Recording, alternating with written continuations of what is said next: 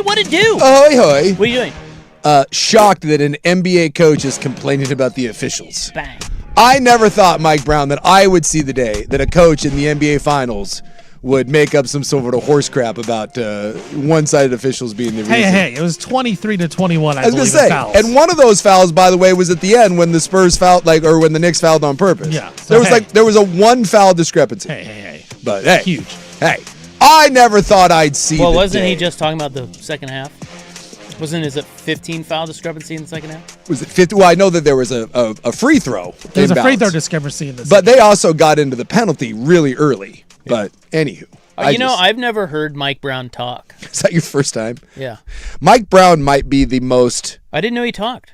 Anonymous, so anonymous. Throughout this entire playoff run. Yes, all of his playoff runs. The only time anyone doesn't talk? Yeah, the only time someone's ever mentioned Mike Brown is like, hey, is Mike Brown good? And then we kind of brush He's by. very generic. Yes. First of all, his name's Mike Brown. Yes. Back in the day, you'd have the basketball or whatever football game on the whatever console you played, and you couldn't have real coaches. They just had that generic guy on the sideline. Is like coach of the New York Knicks. That's him. He's just a generic pixelated character. And isn't it Mike Brown? I don't know. Here's Mike Brown. 15-10 in fouls, by the way, second half. Knicks got called for 15, Spurs 10. Okay. So, are we really? About it. That's what I never thought I'd see the day. Wow. Thanks, Mike. So that just means in the first half they called a lot more fouls on the Spurs than you. Yeah, don't worry. Scott Foster's coming in for Game 5. This thing's going back. This thing's going 7. Well, at Game 4. He's going to be at Game 4. Yeah. It's going 7. It's no Christian Dior, Nixon 6 or 7 maybe. We all know how the NBA works. Exactly. What does he like Wemby or something? No, Scott Foster is the extender. Is he betting on the Spurs? When you want the series, when you need someone to win, the old adage is you call in Scott Foster from the bullpen because he's not afraid to call foul on the home team. That's right. That's the whole thing. Scott Foster will the road team to win. He will extend a series like you wouldn't believe, and I think he's doing Game 4. So now everyone's already in the conspiracy mode of this thing's going 7. Well, they're cursed now, right? They're cursed. I thought they were blessed by the weird wrestling guy. They were, but now they're cursed. Is it the Trump curse? Yes. Oh, yeah. The Trump curse. Yeah. So he shows up. He massively inconveniences the whole city with his security detail. Yeah. He's booed loudly. He falls asleep and leaves early. The Knicks lose.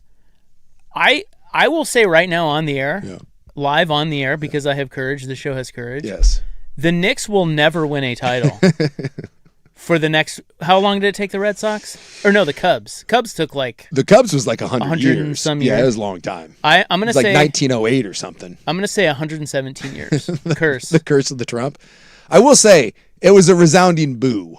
Well, not according to Trump. He said it was a lot of cheers. Well, But then you knew he'd say that. Are they saying boo or are they saying boo earns? Boo earns.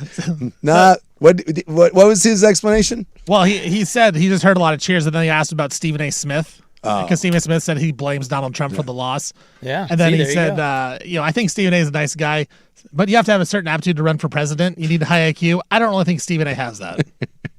Well, he's not wrong about that, is he? No. Just a great comment.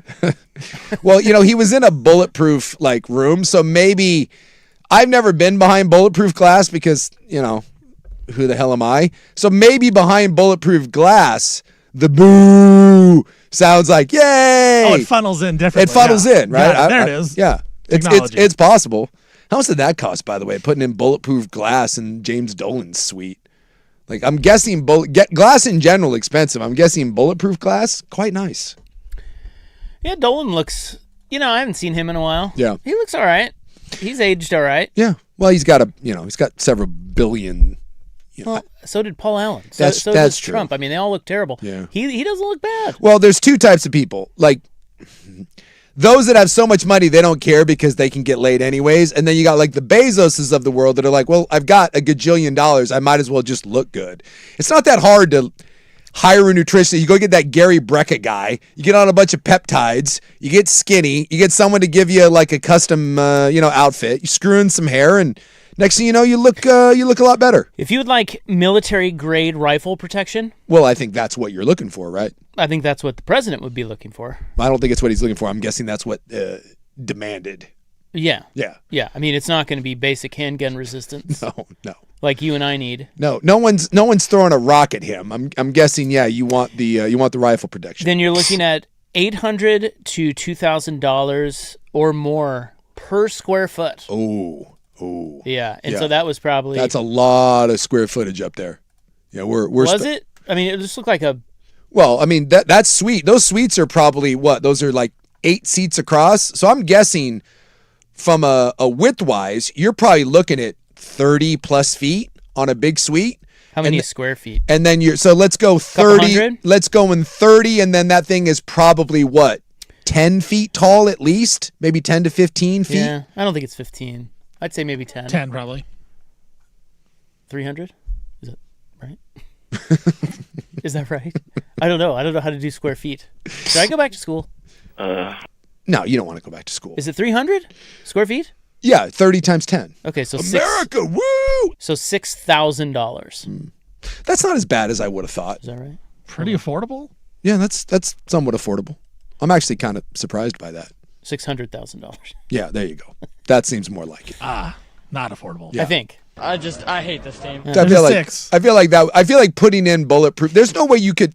Yeah, it has to be because there's no way you could put in a regular window like that for $6,000. Windows are so expensive. $2,000 per square foot, and you're saying 3. Yeah, Should just put some nice double hungs in there and see what happens. yeah, 300 square feet. Well, you ain't kidding. Yeah. Bulletproof Window Nation windows. Buy 4 get 4 free. Double hungs. So he spent over $500,000 making sure that. Yeah. Yeah. Yeah. Just fall asleep. Oh. And that's nothing. Nah. You know. I mean, we got pools and arches and the UFC thing. You know, that is a drop in the bucket. It is always adorable when someone's like, "Oh, they're going golfing." I'm like, "Do you know the amount of money that we spend protecting whoever the president is or doing whatever the hell he wants?" I mean, my God, I think that. But hey, can't pave any roads, can't educate anyone, but damn it, can make sure we fly around. We fly around one guy. I see they've got the America Arch up there at the White House there for the. What are they calling that thing they're going to do on Saturday? Freedom 250. Yeah, the UFC fight. Oh, yeah. Have you seen that? Yeah, they're doing a whole thing. It's Yeah. Have you seen the setup for Yeah, it? yeah. We are this close, by the way, to idiocracy. I mean, that close. What are you talking about? Well, we have It's a big deal. we literally have human cockfighting, which Yeah. look, I watch the UFC, but we're literally human cockfighting on the lawn of the White House in celebration of our country. That's right. What are we doing? But it's a monument too, so it's like at the same time, Well, it's hell. they're gonna. It's like the Eiffel Tower. They're gonna keep it up all year long. Forever. Yeah, he said he was thought about it, and then you could have like smaller fights there. What if that's just all we did now? Is we just fought on the lawn? What if you could just go rent it out? Like for a party. Yeah. Like a kid's party. Or like we could have a fight there. We could stage a radio fight between you and I don't want to. Well, Danny Meringue. Or Well, something. I think the only one that wants to fight is Danny. Danny, I think, Yeah. wants to fight everybody. He'd love it. There you go. Him and Joe, right? That's right. There you go. Joe. Who's Joe? Joe Fish. Oh. Well, you can't get Joe Fish off his phone.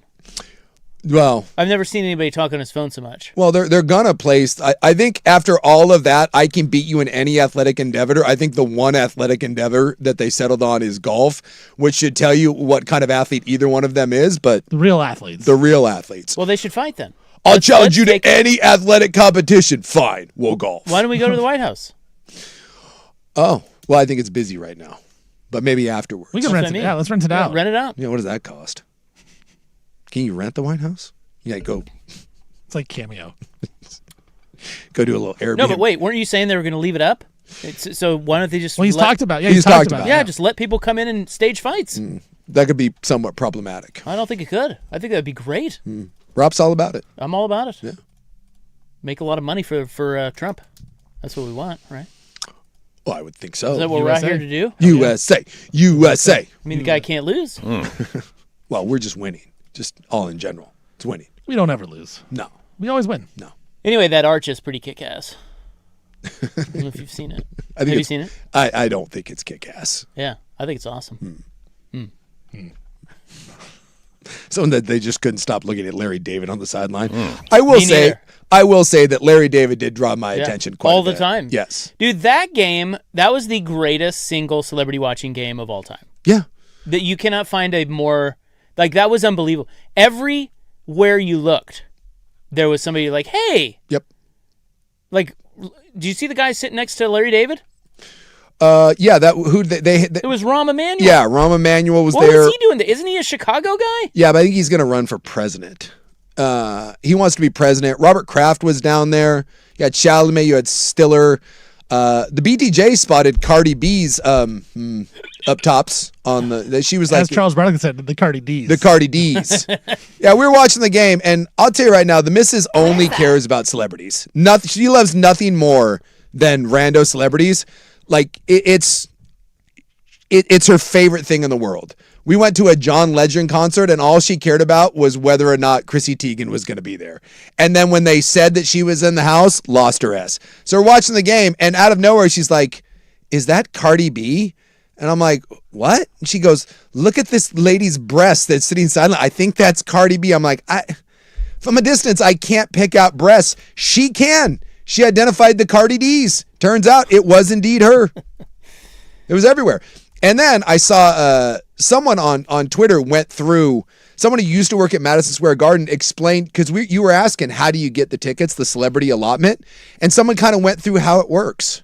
Well, I wasn't really asking that. I think we kind of have a good idea about that. It was more, why did the Spurs let all the New York celebrities have the great seats at their arena? Yeah. That's what I was wondering. Like, Yeah. why don't the Spurs Say put no. Spurs celebrities in there and not Ben Stiller, who's rooting for the other team? Yeah. I mean, I think you got to have a seat for Spike Lee, who, by the way, looks like an old grandma now. Have you seen him? Do you watch him at all? Because you can see him. I'm aware of Spike Lee, but I don't know if I'm. Well, he's down at the lower part of your screen. He's not across the way. He's across from the benches. So he pops onto the screen. It's almost like Mystery Science 3000 or whatever that show. Yeah, Mystery was. Science Theater 3000. You remember that? I do remember that. Where you have the little heads down at the bottom. Yeah. He's like that. You just kind of because he's in the front row, Yeah. and then he'll jump up and go. He'll wave his arms wildly because he's mad at the refs. Yeah. Like, he's very demonstrative down there. with his Pope Leo jersey. He looks like a grandma. You know what? Now that I look at it, the glasses, yeah, I could see that. Yeah, he did. Rob said that to me yesterday. I think Now you I were can't unsee in the it. break, and he does. Dude, he looks like a grandmother. He looks like he needs a walker. Huh. Well, what's interesting is we've commented many a time that for the most part, see, old white celebrities turn into middle-aged lesbians. A la the Keith Urbans of the world, the Wayne Gretzkys, they all go through it. But the black celebrity doesn't necessarily, is it just so have they turn into old grandmas, but they don't necessarily go middle-aged lesbian. Because as I'm looking at this photo, I can definitely see where you're going, where Spike Lee could be confused with a older grandma. If from behind. From behind. Watching it on And he's kind of slumped Yeah, over he's a little bit. Like I said, he needs a walker out. Yeah. It's unbelievable. It's a good call. And then he goes crazy, and he's just allowed to do whatever he wants. He was basically on the court yelling at the refs. Spike Lee can do whatever he wants. At one point, John Starks was actually on the court. Did you see that? No. John Starks had a drink in his hand and literally was like on the court yelling for a call. And I was like, is that John Starks? Sure enough, John Starks. Dude, that was an S show. Yeah. Of epic proportions. Yes. Knicks fans kind of feel like they can do whatever they want. They Pretty do, much. Especially famous ones. Yeah. Well, non-famous ones just want to beat everyone up after the game. oh, Yeah. dude, that from start to finish, you knew that was going to be right down to the POTUS getting there and all the security. You just knew that place was going to be something that we haven't seen in a long time. And a finals at Madison Square Garden, up 2-0 with all that hype around it. That thing, I'm surprised that something didn't burst. But you're right. That was Thunderdome from start to finish. I liked coked up Timothy Chalamet. Oh, yeah. He was great. Freaking losing it. How much do you think that there was more blow in the first two rows of that game last night or all of Wall Street? Oh, there is so much coke at Madison Square Garden last night. There may have been no blow at Wall Street. More than Wall Street. I think so. I think it was all in the Garden last night or outside of it. By the way. Maybe I'm being very 80s and 90s, but I think of all the Wall Street bros as being way coked up. Like, it's the only way to do their job. I think they were probably at, but that's the thing is that the Wall Street bros were probably at that game and brought their coke with them. They were in the cheap seats. Yeah. They couldn't afford. What, Get-In price ended up being like, what, $13,000? Yeah. They were nowhere near so the front. most cocaine in one place ever. Right there. Well, in the U.S. Maybe. In the U.S., yeah. Not Colombia. Colombia. That and the Miami Hurricanes sideline during their title run last year. Good call. Freaking nuts. And then let me just say for the record, I am not condoning what happened outside of Madison Square Garden in any shape or form. What happened? Zero. Here's a but. Oh, you didn't see that? Well, I've seen fights, but Yeah. who cares? There was a lot. There was a I lot. think it was 21 or 22 arrests. Yeah. Dude, last night. one Spurs fan, luckily, he did not fight back. He just gave him the jersey. And they like stomped the hell out of it. I was like, dude, if you watch that video and you know that guy wanted to swing back, and thank God he had common sense of like, hey, just give up the jersey and let it be. I thought someone was going to die because originally they were ripping that jersey off the guy, and I was like, this isn't going to go well. What were you thinking? I get it. You're a Spurs fan. Why? Why did you think it was going to be a good idea in that atmosphere with everyone outside of the Garden, and they said they weren't going to allow to do watch parties, and everyone was pissed, and it's that entire city going nuts, and you thought it was a good idea to wear a Spurs jersey? I'm not saying it was your fault. I'm not condoning anything, but you have got to be smarter than that, man. If you wear your Spurs jersey to the game, cool. Wear a windbreaker. And then after the game, you know what? You just zip that bad boy up and you slip away into the night. You do not walk outside of Madison Square Garden after that game and just like walk around being like, yeah, Spurs. Part of the team, bro. Yeah, no. That's just not good. Yeah, they basically, if they saw a Spurs jersey, they were trying to rip it off you and then beat you up afterwards. Yeah, that would be Knick fans. That would just be New Yorkers. Just a group of New Yorkers. What, like an 8-year-old kid, like just trying to rip off a Spurs jersey? I'll tell you what, it was scary. Yeah, if I was a Spurs fan, that's legitimately one of those, like, had I been with my kid, I'd been with my buddy, I'd be like, you take that effing jersey off, you give it to him, and we just run the other way. In fact, I probably would have like bought a Knicks jersey on my way out and been like, no, Knicks, get him. You cannot wear. That's like if you're going to go sit in the like if you go to a World Series game, or you go, let's say it's the playoffs and it's Giants Dodgers or Giants Padres, and you're at Chavez Ravine. Hey, I got outfield seats. I know. Let's wear a Giants jersey. No, don't.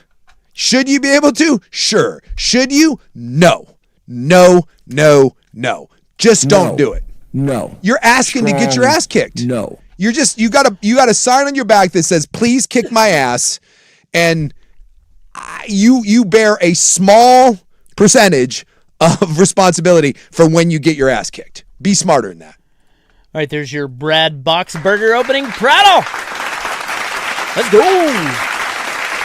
And someone else has pointed out too. Yeah, watching the old Knicks players, like seeing Larry Johnson, that was a mind blower too. I didn't see him. Oh, is he fat? Yeah, and old, and he looks old. Yeah, and he's got a bunch of hair now. Like I remember Larry with kind of the shaved head and the line down the middle. Larry's got like almost the start of like a Red Fox kind of mini fro, and it's gray, and he looks like he's about 320. Still looks like he'd kick your ass though. It's just. And then the John Snarks, just everything about that game, I couldn't take my eyes off of the crowd. Stark looks all right. Yeah. Or Starks. Yeah. Starks. And Patrick Ewing looks, yeah. He's old. He's old. Yeah. I think it's hard to age well when you're that size. There were a bunch of hots. Oh, yeah. Including Cardi D. But I'm with that guy. My eyes couldn't. I anything Larry David does, I'm watching it. Yeah. Larry David has so much aura. And it's also weird because when you look at him, because he plays himself, yeah, it looks like it's exactly the same. It looks like he's getting ready to do a Curb Your Enthusiasm. Same clothes. He sits the same. Yes. You can see him talking, and he's usually you can tell he's demonstratively bitching about something. Yeah. It's great. He's fascinating. The man's great. Yeah. He's an American treasure. And there is your Brad Boxberger opening prayer. Hey, you guys know it is Tuesday. That means Proclamation Tuesday. Yeah. So I'm going to need some good proclamations out of you two. See what I can do. I got a crow update. Okay. Yeah. Is there going to be a proclamation involved? Yeah, I think it is a proclamation that we got a problem. Well, yeah, we knew that. The crows have sent a message. Ooh, retaliation. Mm-hmm. Oh, yeah. And there's nowhere else that this is a direct. In fact, the crows have sent a message. There's no other way. There's no other way to perceive this. They huddled up. They had a meeting. This is what they came back with? Got my attention this morning. Tell you that. Something hits the window and you're like, whoa. Does that get Frank A services? I don't know about that. Oh, no. I don't know about that. I'm just saying, it's coveted segment. It is a coveted segment. I don't know if I want to give the Crows that kind of airtime, Yeah. but quite frankly, I'm a little nervous, but also kind of impressed. Well, and we're gonna have to reset Crow Talk. Yeah. So Crow Talk's coming up. Yeah. Frank A services. So let's keep with Game 3. Let's do it. A little Game 3 talk. Great game. Next.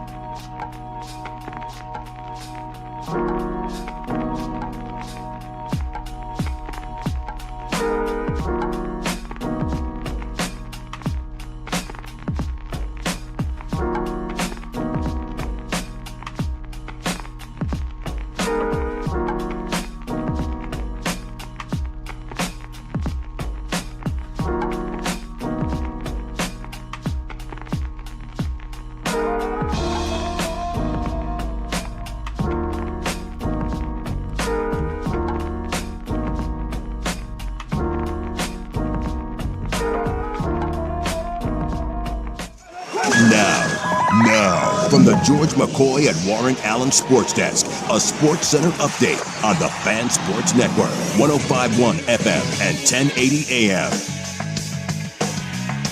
This update brought to you by Laurelhurst Market, Steakhouse, and Butcher Shop. A great spot for any occasion. Don't forget, you save 10% on your Butcher Shop order when you dine in. Menus and more at laurelhurstmarket.com. First on the Fan, Cincinnati Bengals and Joe Burrow have restructured his contract by adjusting the deal. Bengals, they are going to gain up to $10 million in cap space for the upcoming season. Los Angeles Rams left tackle Alaric Jackson was arrested on a felony domestic violence charge today.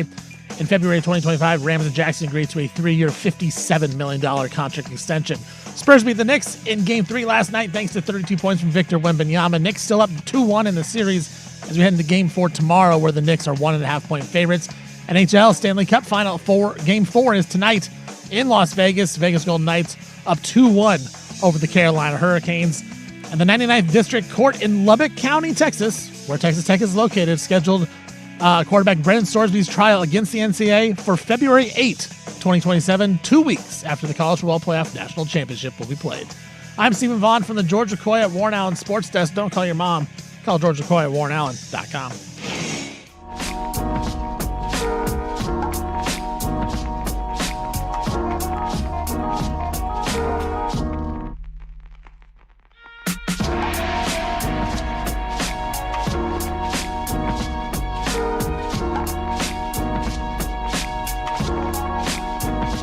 All right. Let's talk about Game 3. Spurs won. Yeah. Hell of a game. Yeah, good game. Another good game. 3 good games. Well, and there's a common theme here, and it's also why I think evidently, or to me, it's inevitable. I think the Knicks are gonna pull this out. In order for San Antonio to win, and again, that's another razor-thin margin, Wemby has to be just the alien, the freak. And he certainly is capable of doing it, but it feels like New York is the overall better team. San Antonio is right there, and when Wemby has really special nights, he's enough to push him over the edge. And I thought this was kind of true against Oklahoma City too, and I think it's asking a lot for Wemby to do this night in and night out, and can he do it 3 more times before the Knicks do it twice? And I don't know. I still have my doubts about it. But last night was, and you saw it, he came out. In the first 3 minutes, he had 2 dunks and a nasty block. And I thought, especially some of the effort of him getting back on defense and closing out on shots, he was everywhere last night. And he reminded you when he's on, that's the best player in the world. There's nothing like him. I just question, as good as he was, that still came down to 1 or 2 plays at the end. Can he consistently do that? But man, it's fun to watch. When he's cooking, there's nothing like him. I think that, yeah, it is wild. And especially the conversation around Wemby. Yeah.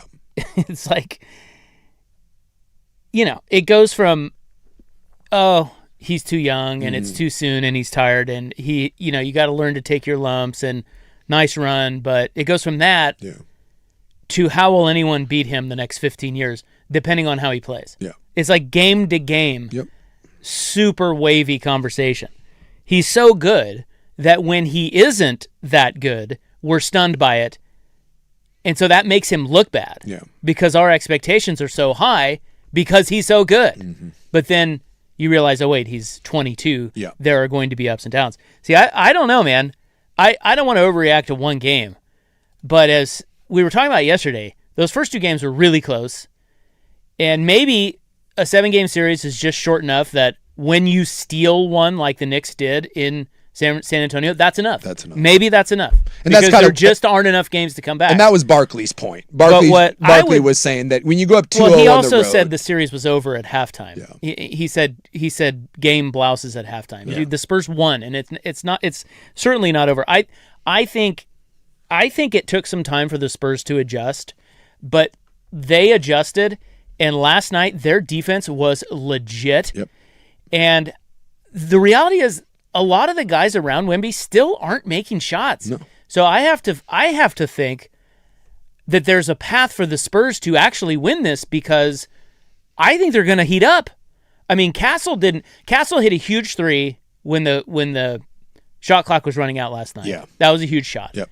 And De'Aaron Wemby kind of got caught and just kind of flung it over to him. And it Castle was like, hit that shot. But Castle, I don't know his shooting percentage last night. So Fox and Harper combined 1 for 13 on threes last night. Exactly. Fox was cheeks until he hit the game winner. The 15 seconds left. Yeah. So they hit huge shots last night, and they played great defense.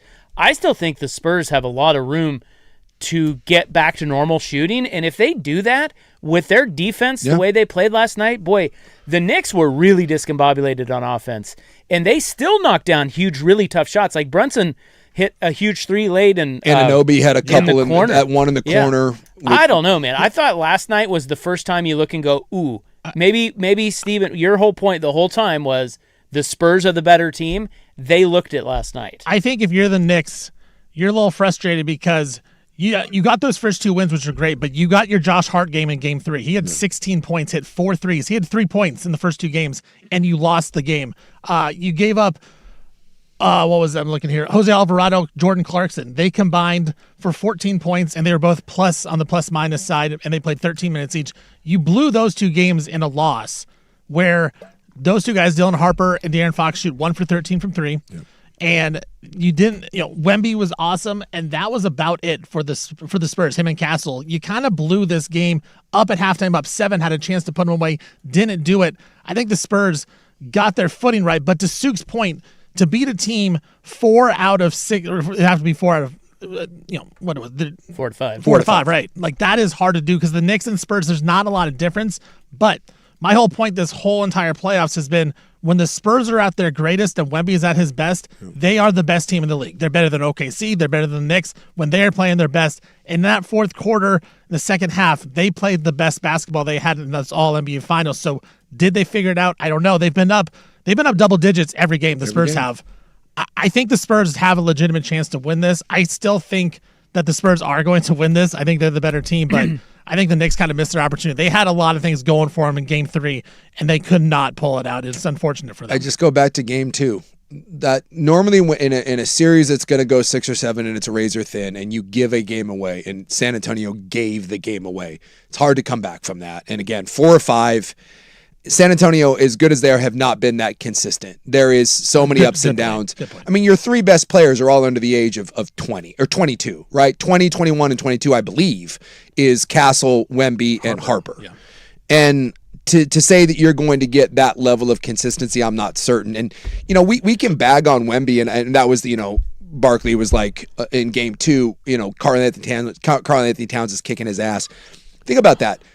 Wemby had 29 points, 9 rebounds, 4 blocks, 2 steals, 3 assists, and we viewed it as this terrible sort of game from him.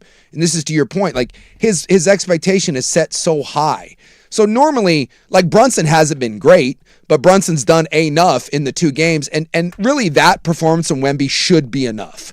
When you give someone 29, 9, 4, and 4, basically 6 stocks, that should be enough to put you over the top, but it wasn't. And I'm not convinced that you're going to get that level of consistency 3 more times.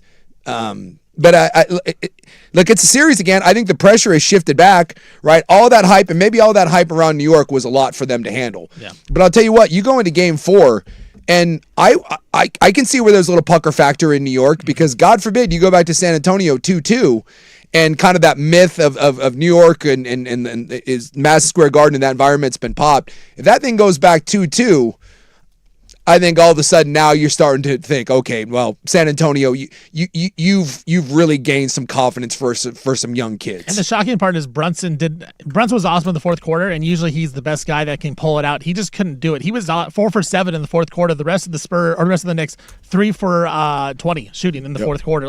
He got no help, and usually Brunson pulls that off, but he needs a little bit of help from somebody else. Yeah, he does. Especially late in the games when he's just dribbling around, because he can't do it all, but he is by far the best closer in this series. He definitely is. I just thought the Spurs defense was another level, and they asked Wemby about it after the game, and he said, and Wemby's an interesting interview because he's you can tell he hates them, the interviews, but he's also very thoughtful about it. He stops and he thinks about the right thing to say, and he's actually pretty insightful. Mm-hmm.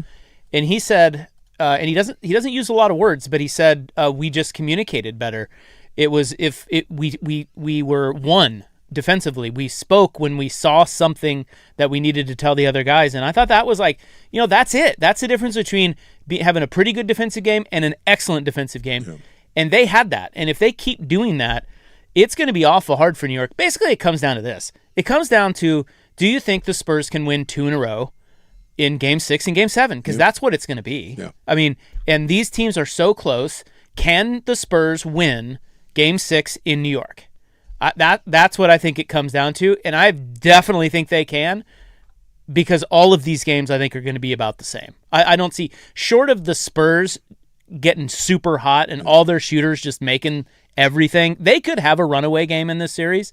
If that happens, it hasn't happened yet, but if it does, they could. Other than that, these games are going to be razor thin, man. Yep. And I just think the Wemby would be the difference in that, like we saw last night. But he wasn't in games 1 and 2. So it's awesome. I loved it. I loved everything about it. I loved all the cocaine.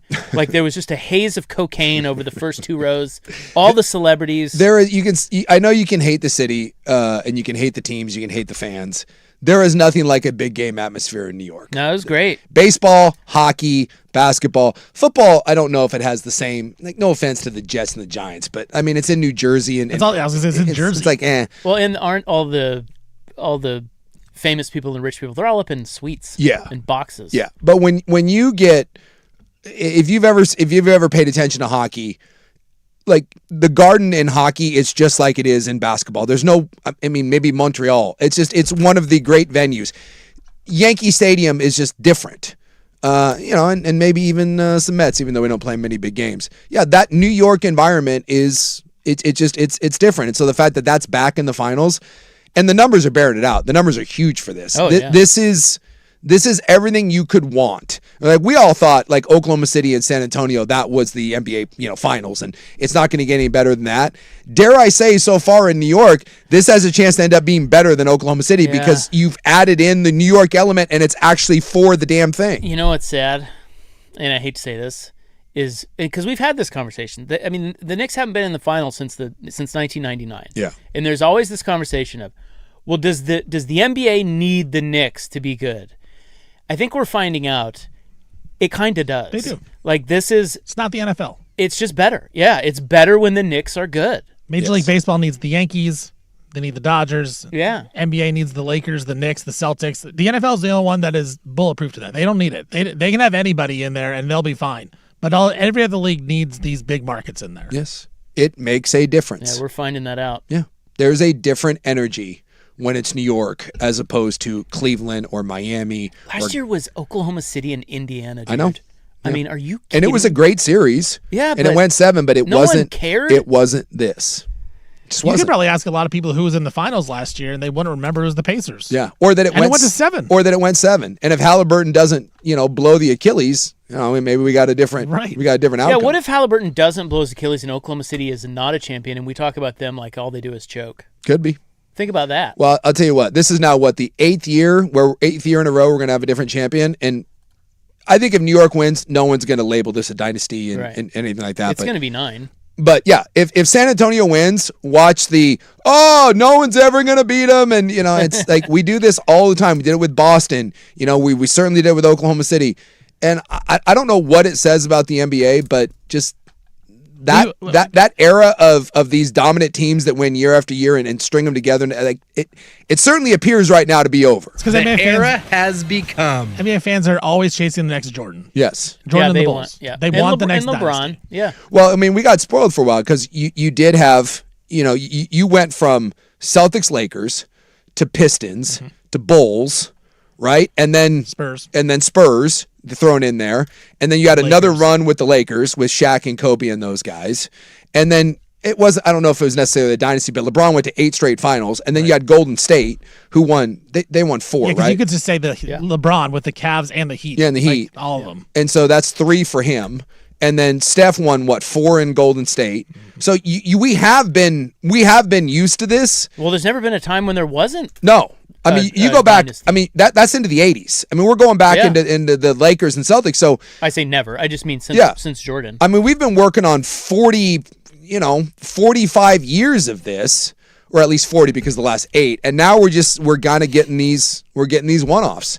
It does feel like if there was a team that could break through, it would be Oklahoma City and San Antonio because they're just so damn young. But don't the Knicks feel like a little Seahawksy? It feels like this is a one-time thing. Yeah. Kind of like the Seahawks. Yeah. Don't the Seahawks feel like that? I mean, I know they're good. They're going to be good again next year, but it does. They don't feel. It does not feel like it's set to.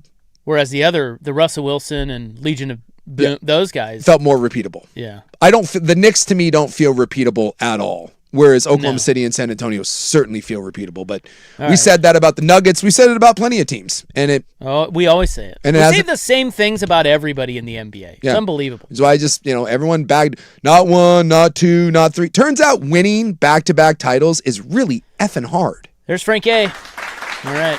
Services rendered. Coming up next in Molten on the Mac. Question. It's been fueled by the NBA, but it pertains to all sports, and we'll get to that next.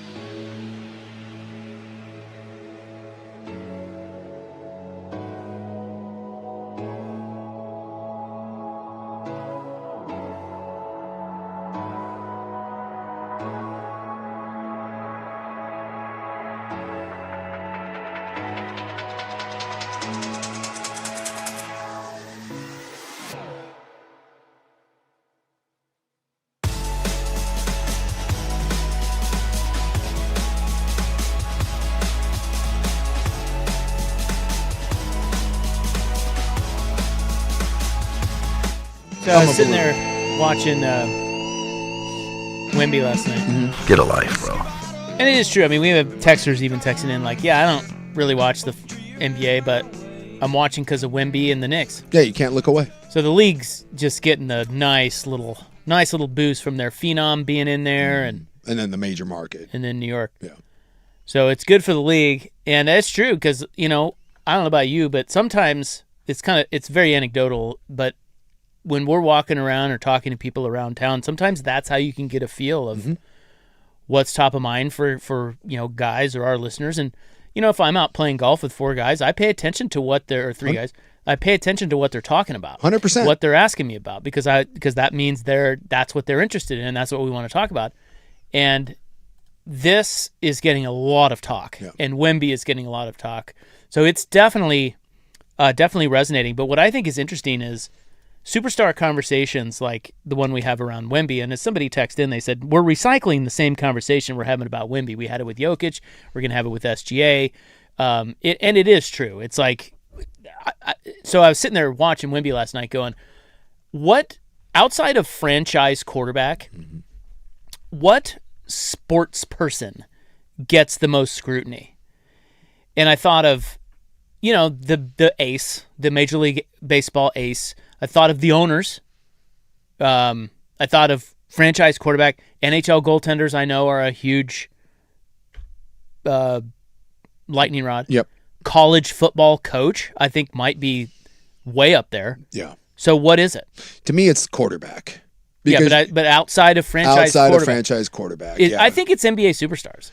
I think NBA superstars' performance in big games is the most scrutinized, outside of franchise quarterback, is the most scrutinized element of sports. That's pretty good because in baseball, we don't really judge championships. It's the one sport where you don't really have to win. Like when you're comparing all-time greats, no one really ever brings up World Series titles. It's unique in that way.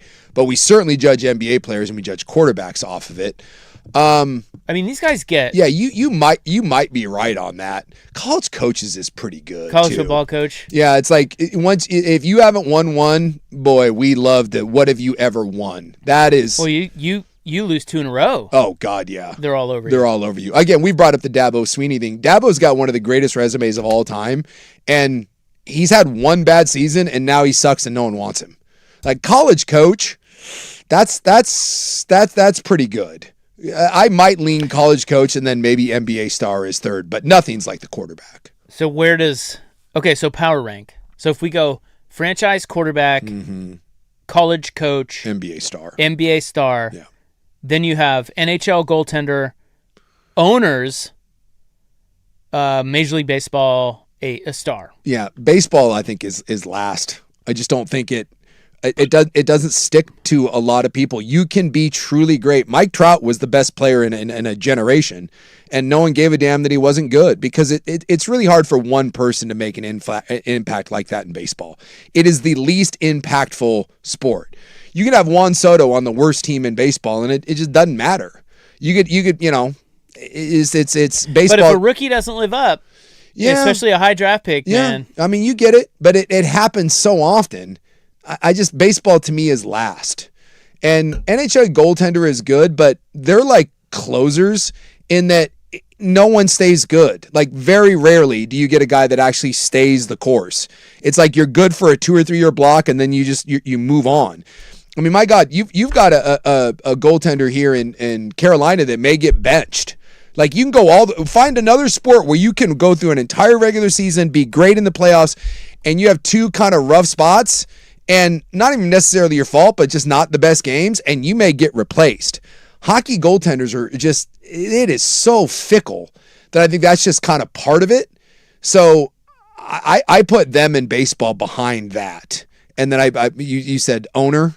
Yeah, owners. Yeah. I think they get a lot of scrutiny. Yeah, owners, especially in NBA, they get that. NFL owners, yeah, I put that up there. Depends on the market, I guess. Yep. But yeah, the NBA star, 100%. I mean that will stick with you. with you for a long, long time. Think of all those dudes in the 90s, Barkley, and Ewing, Steve Nash, Malone. Steve Nash went back-to-back MVPs and no one gives him any love. We just, he's a bum. Why he never won anything? James Harden has one of the, Carmelo Anthony and James Harden, some of the best careers of all time. Certainly top, offensive players, top 15 players of all time. No one gives them any credit. When they did that NBA 75, the top 75 guys of all time, there's so many guys that didn't have a championship, and they get viewed negatively because of that. Well, and do you think that that's fair? Because it comes from the fact that there are just fewer players on the court, and one player matters more, and we got spoiled by Jordan. Yes. Well, and Bill Russell. I mean, you go all the way back. Bill Russell won 11. Yeah. So it's we just talked about all those dynasties. You have to break through those dynasties, and you're not on it. We know that one player, if you're really great, makes a bigger impact.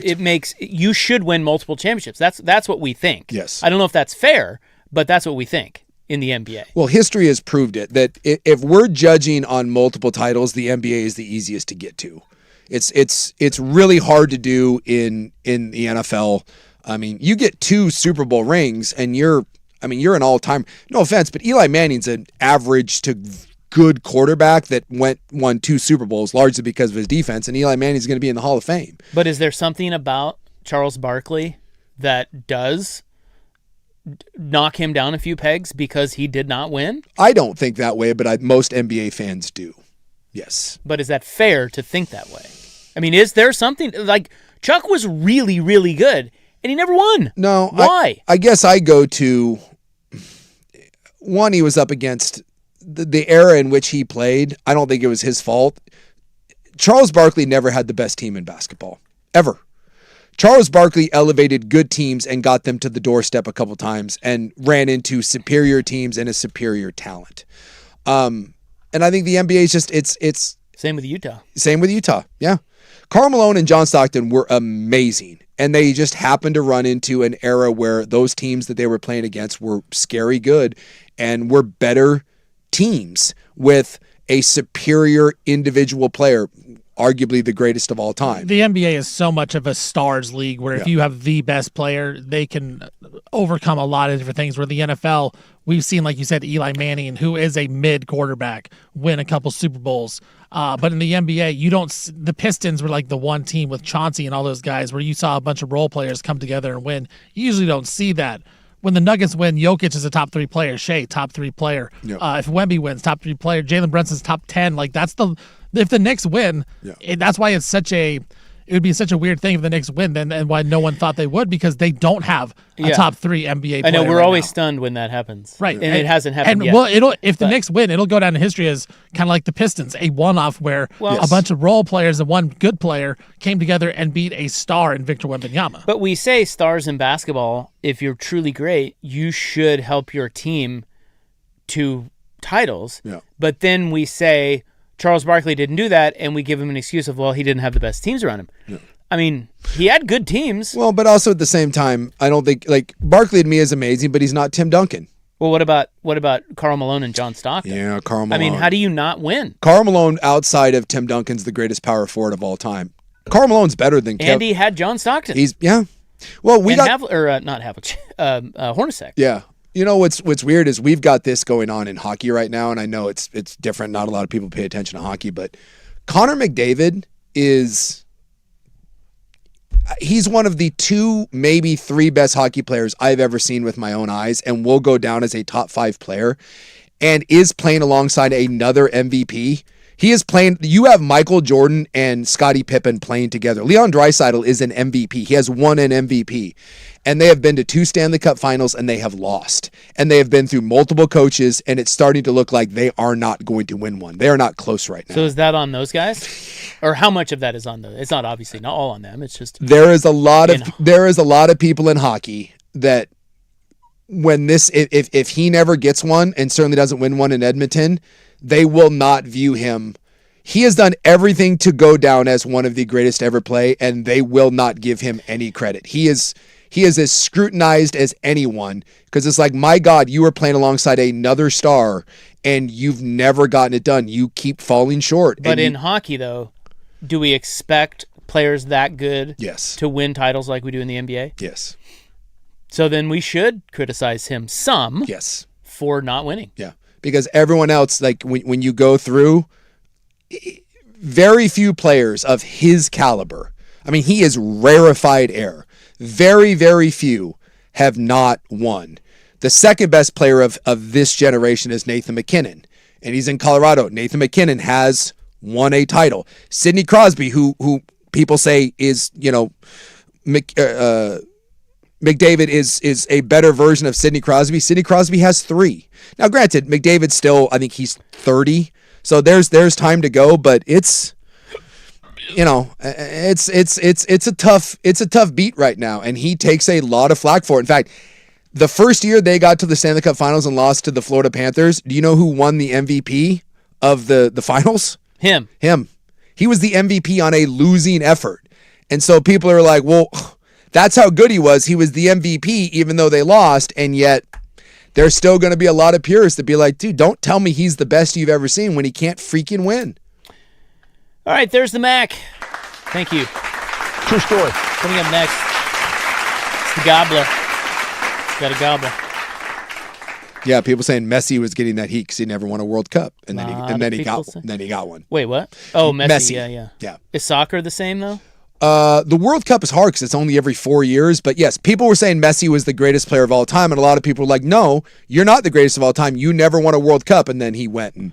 So a soccer player has to carry his country to a World Cup title? It feels that way. If you're truly great. If you're going to be the GOAT, Well, who's our star?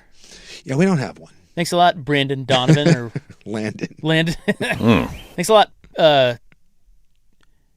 Freddie Adu. Boy, Thanks for nothing. Freddie sucked. Christian Pulisic. That's There the you best go. player. He's on the USA best one. right Is now. he still on the team? Yeah, he's Isn't the he best. old? No, He's not. but he's not. He's so good though. He actually can play in Europe. He doesn't have to play in the MLS. Who does he play for? I don't know. I don't know. Is he over there playing? He plays in Yeah, Europe. he plays in Europe. Okay. All right. And he's on our team. Yeah. He's USA! USA! Yeah, he's not one of the 50 So I'm best not rooting players. for him. I'm just kidding. I am. You I am. call me. No, the Gobbler, we got to have the What? we got to have the latest on Brendan Sorsby. Oh, yeah. The fallout continues. Next.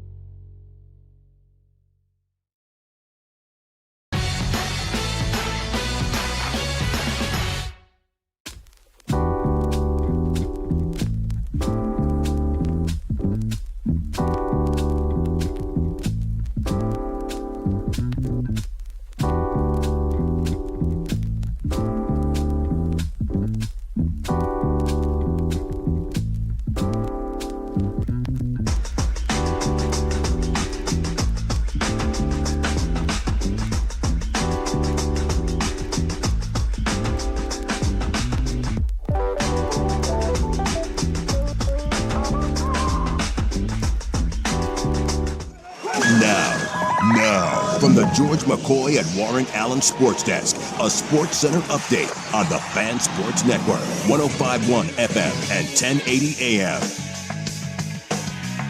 First on the Fan, last night had a classic at the Garden. Spurs beat the Knicks thanks to 32 points from Victor Wembanyama. Knicks still up 2-1 in the series in the NBA Finals. But now we're heading to Game 4 tomorrow. Knicks 1.5-point favorites in that game. And tonight, we'll be watching NHL Game 4 in Las Vegas. Vegas Golden Knights up 2-1 in the series over the Carolina Hurricanes. Cincinnati Bengals, they have restructured quarterback Joe Burrow's contract. And by adjusting the deal, the Bengals will actually gain $10 million in cap space for the upcoming season. Rams left tackle Alaric Jackson, he was arrested on a felony domestic violence charge.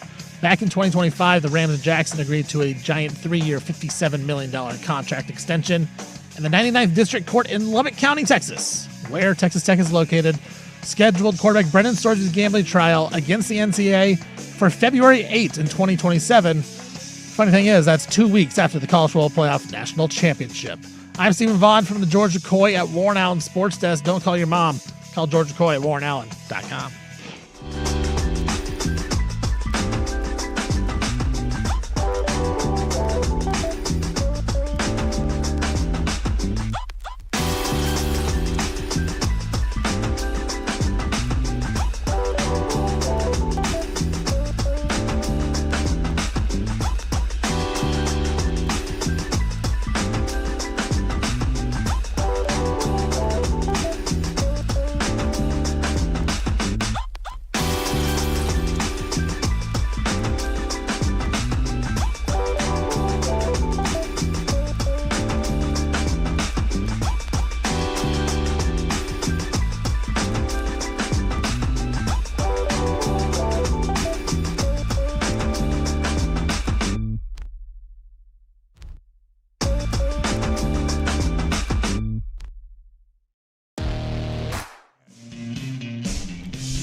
Hi. I'm a balloon. Bye. No, not bye. Still here. Let me find that for you. Haven't heard that in a while. I know. Just every time you say hi and then leave it, it makes me think of that. An oldie but a goodie. The great Mike Lynch. The great Hope you're doing well. Mike Lynch. Let's see, where is that bad boy? It's been so long, I don't know where it is. I got this for you. That's swing, spelled Swinj. It's an all-timer. The confidence. I mean, the key to a great drop of a F-up is the confidence in which you say it. Swinj. Hi, I'm a balloon. Bye. Good times. Good times. Head coach? God. What? He was stunned by what you were saying. Well, it's time for the gobbler. Let's gobble. Gobble, gobble, gobble. The points gobbler. College football every day at 4. Num, num, num, num, num. It's what we do. There's one story in college football right now, and only one story. Thank God. I know. You were about to get broken with how many times Stevie God. Fire was like, well, I think the Ducks are going to be good. Some random analyst. Rank the wide receiver rooms. Just wait till later today, guys. Give me a revolver. I hope there's another one. I gotta The find look it. on Rob's face every time one of those reports drops, it's priceless. It is one of my favorite things about this show. Yeah. About my job. This Sorsby thing, it's wildin'. Yeah.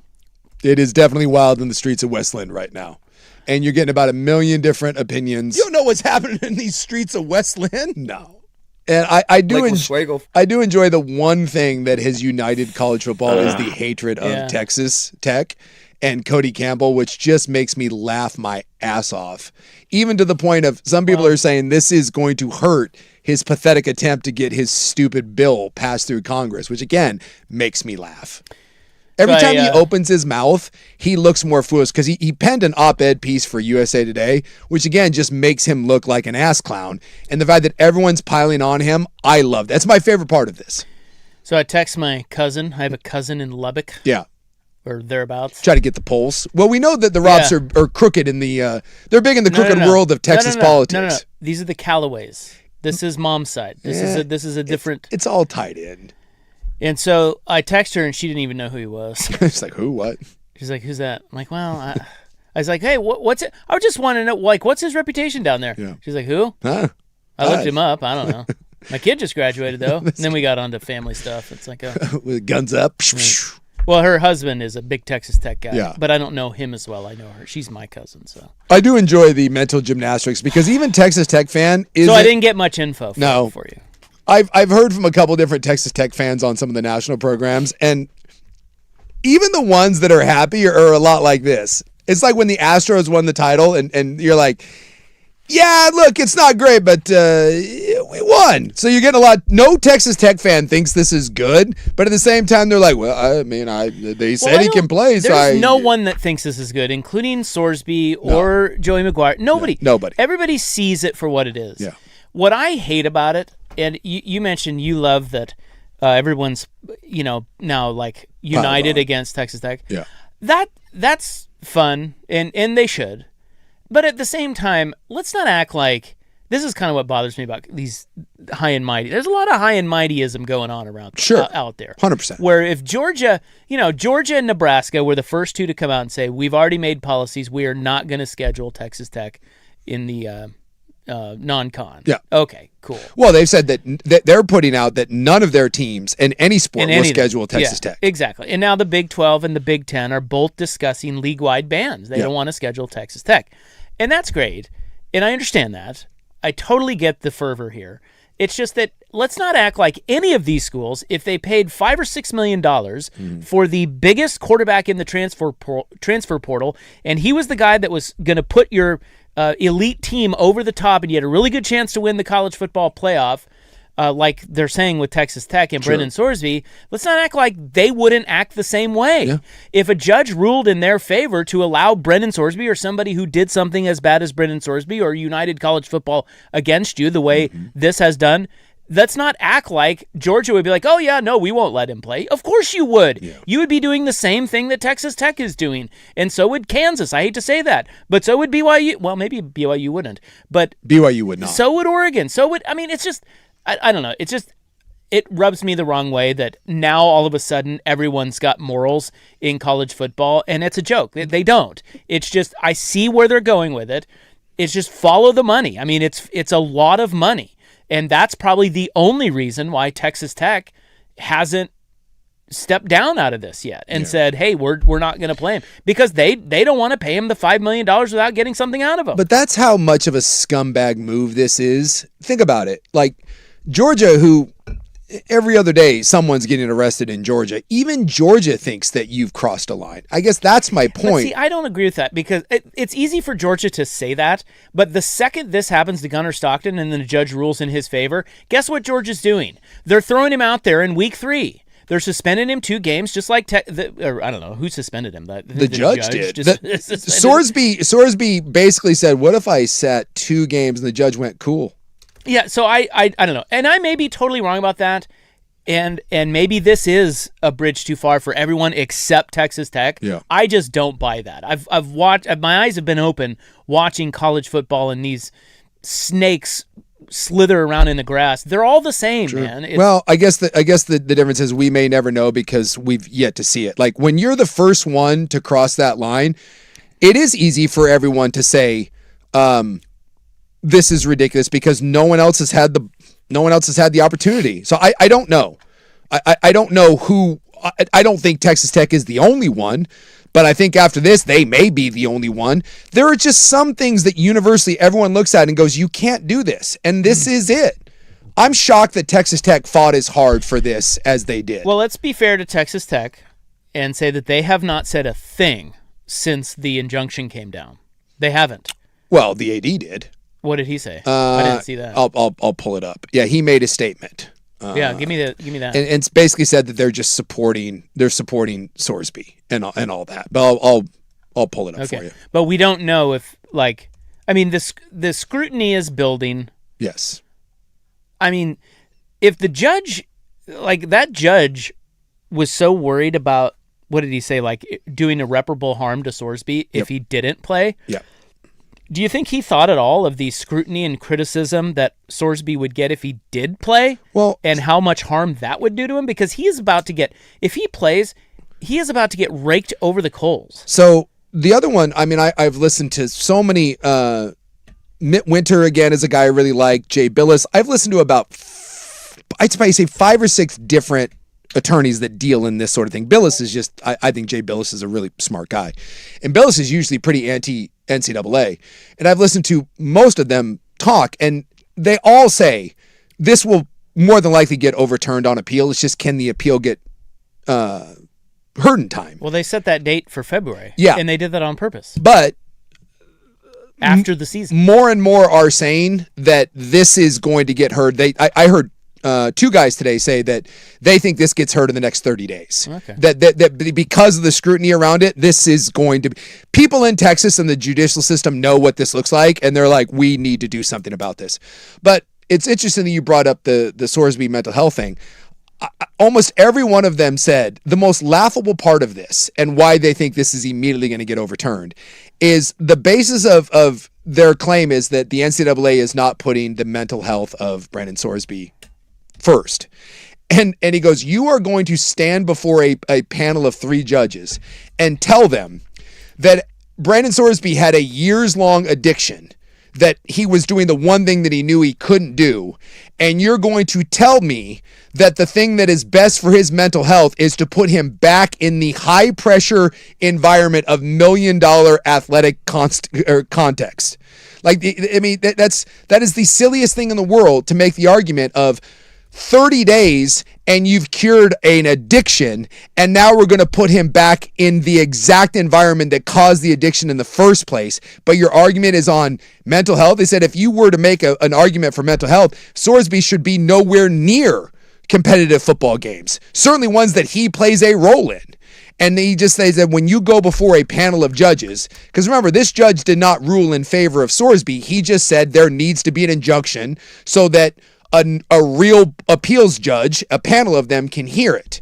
And so they said that if this is really the backlash that's happening here, multiple lawyers today said that they think they are going to speed this up and make sure that a hearing gets heard before. Yeah. Right. Otherwise, you are giving enormous power with very dangerous precedent about this sort of injunction, and then basically saying that all you have to do is get an injunction, and then by the time the hearing gets, like, the hearing comes around, the case is already moot. And they said they don't want to have that be a precedent in Texas. And that lets Texas Tech off the hook. Yes. It lets Sorsby off the look. This, and it lets that judge off the hook, really. Yes. So it's all what you just laid out there is part of why we've both been saying I don't think Sorsby's going to play. Yeah. Even after all this, he's probably not going to play. Yeah. Because of that. So it'll get worked out. It's just messy. Yeah. And I don't know if he does play. Like, I don't see how he plays. Like, the scrutiny that he is going to get and that Texas Tech is going to get, Yep. It's unprecedented. I don't know how you navigate that. And now teams are talking about not even playing you, which I also don't buy that. Probably not. Because, well, there's TV contracts. Yeah. I mean, like. But the backlash is. So he won't play for the Oregon State game. Yeah. Because he's suspended. Mm-hmm. But Oregon State's already talking about not playing them. Yeah. But, I don't know where that game's on. If that's, I don't know, ESPN, whoever it's on. Sure. They're not going to. Like, if all 12 schools back out of the Texas Tech game or whatever, the TV partners are going to flip it's just, there's too much money on the line. It's not going to happen. The other one that's being thrown out there is the Big 12 can just suspend him, period, and say, you're not playing. And they say there may be some lawsuits there, but I mean, they said this is why conferences exist. And remember, this is like what happened with Jim Harbaugh, where the Big Ten was like, fine, we're just going to punish you ourselves and we'll deal with the ramifications later. And I think with Brett Yormark, I don't know if you saw this, but Yormark said he is having meetings basically every day with other athletic directors and his conference and other conferences. I mean, this is the fact that Brett Yormark is getting bombed by every single AD in the country and are saying, hey, like we are potentially saying no to Texas Tech, no to the Big 12. The Big 10 and the SEC are already talking about, we'll just do our own thing and leave you behind. F you. I think Yormark has a real chance of he is going to be forced to suspend it himself and then be like, hey, you want to sue me later? Cool. We'll go through that battle. But I am not going to let you permanently damage the Big 12 standing with the rest of the country simply so that you can have one player play when no one thinks it's a good idea. So your mark could be the guy, if this doesn't get heard in a fast process, your mark's the guy that could eventually just say, I'm stepping in here. This is too much. And by the way, this is the AD from Texas Tech. Yeah, I want to hear what he said. Said, we have said before, we do not believe the circumstances of Brendan's case warranted permanent ineligibility. As he returns to our football program, we remain committed to supporting Brendan's recovery and ensuring his compliance with the court's order. A comprehensive support structure, including clinical care, monitoring, and compliance checks, will remain fully in place during the duration of Brendan's time as a student at Texas Tech. So they're supporting. Yeah, so they're doing that. They have 5 million reasons to say that. Yes, they do. Right? They paid him a lot of money. Yep. And that's why they're acting this way. And that's all I'm saying is that I think other schools would do that, even though betting is the line in the sand for everyone. Yep. Funny how that works when there's $5 million on the line. Maybe we could shift that line a little bit and let my quarterback play. And I think most schools are the same, but we who knows? We, like you said, we may never know. What if the college football playoff banned Texas Tech? Yeah. Because they're not governed by the NCAA. They are not. They could say you're not allowed to play in our reindeer games, and then why would you play Brendan Sorsby if you can't go to the playoff? Bingo. I just think ultimately the pressure is going to be so great that someone is going to be forced to step in. College football playoff, the Big 12, Texas. It doesn't sound like Texas Tech's going to buckle. Although, Baylor didn't buckle under Art Briles until they did, right? Baylor was selling T-shirts in support of Art Briles until they weren't. And I don't think this is going away. There is not a single person in all of college football that thinks this is a good idea, including Texas Tech. They just have to go along with it. And if I'm a betting man, I do not believe that he plays for Texas Tech. No, I agree with that. And my two things is either the appeal gets sped up and heard, or Brett Yormark, the conference commissioner, steps in and says no. Again, the fact that the SEC and the Big Ten, two prominent ADs have both come out and been like, cool, we'll just do our own thing. And the more they break away and separate from the Big 12, which is already being left behind, that's one that the Big 12 cannot afford to piss off the SEC and the Big 10 and get further left behind. And if you're the Big 12, you can, and the rest of the teams, you can't look at Texas Tech and be like, are you kidding me? You're willing to sink this ship for all of us over, again, not Vince Young, okay? This isn't Johnny Manziel. Dude, this guy is a solid quarterback. This is not a top 3 or 4 quarterback in the country. And you're willing to put it on the line for this? It makes no sense. I think they are. I think Texas Tech is going to go down with the ship. I think if he doesn't play, it's because he gets suspended by the Big 12.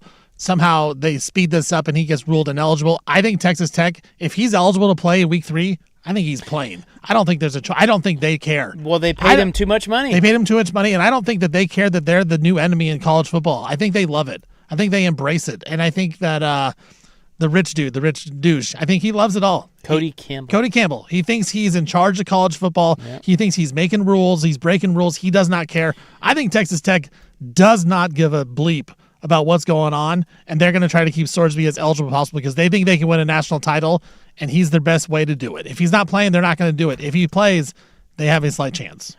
Well, we'll see. What was I going to tell you? Oh, I think I read that all of the judges on the appeals court, all of them are Texas Tech grads. Yep. Right. I don't think Texas Tech's going to play this guy. If he gets suspended, it's somebody else that is going down and saying you can't play. It's not going to be Texas Tech. Oh, man. There's your gobbler. There has to be a way where you can stop this judge shopping. It's basically, you're just, at this point, all you need is a sympathetic, although at least it's 3 judges, and maybe the judge can actually pull their head out of their ass and be like, this is ridiculous. Hey, I thought of one other thing. What if Sorsby comes out? Yeah. And he's like, look, this is too much. I don't want to do this to my school, my new school, my chance. Third school. Well, what if he does? What if he says, okay, so if he doesn't play, he doesn't get his money. Yeah. So what if he says, hey, I'm going to do a deal with Texas Tech. We'll settle on our money. Yeah. That helps Texas Tech out because they don't have to pay him the full sum. He still gets some, and they save face. I mean, that's a possibility, too. Well, I don't think what if he comes out and apologizes and says, look, I made a mistake back in Indiana? Well, he kind of already did that. He already did. What if he's like crying and he I don't try to go crying? I just love the fact that the mental health aspect, and yet this is the equivalent of saying I am a raging alcoholic. and I could not control myself. I drunk every single night, passed out drunk, multiple DUIs. I am a full-blown alcoholic. But guys, I went to rehab for 30 days, and now I would like you to let me be the head bartender at one of the biggest, busiest bars in the country. But don't worry, I'm cured. I'm fine now. And because of my mental health, you need to let me be a bartender. That is the argument he's making. It is literally the most disingenuous horse bleep argument you can possibly make. If you were concerned about his mental health, he would be at Texas Tech, going to classes, getting treatment, and being nowhere near a football field. Because what do they say? With stress and all the pressure, that accentuates addiction. You think maybe all the pressure that he's going to be under, and then the pressure of having to win a national title and all that, you think maybe that's not good for your mental health? Well, if the bar loses $5 million and not allowing you to bartend, guess what? They're going to find a way to backdoor that sucker and get you in there. Sam Malone, come on down. Let's find a judge down in Texas, in Lubbock, that'll help us out.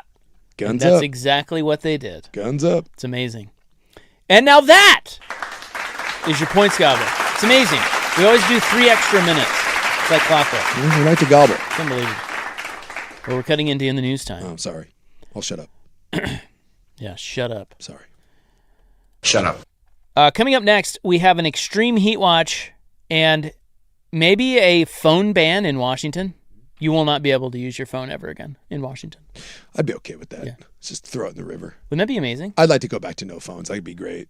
Yeah, I love the days where you just were unchecked. You can do whatever you want. You throw them all in the Columbia. Let's do it. Or the Sandy. Depends on where you live. How would you throw it in the Sandy from Washington? Oh, it goes up there, doesn't it? Does it?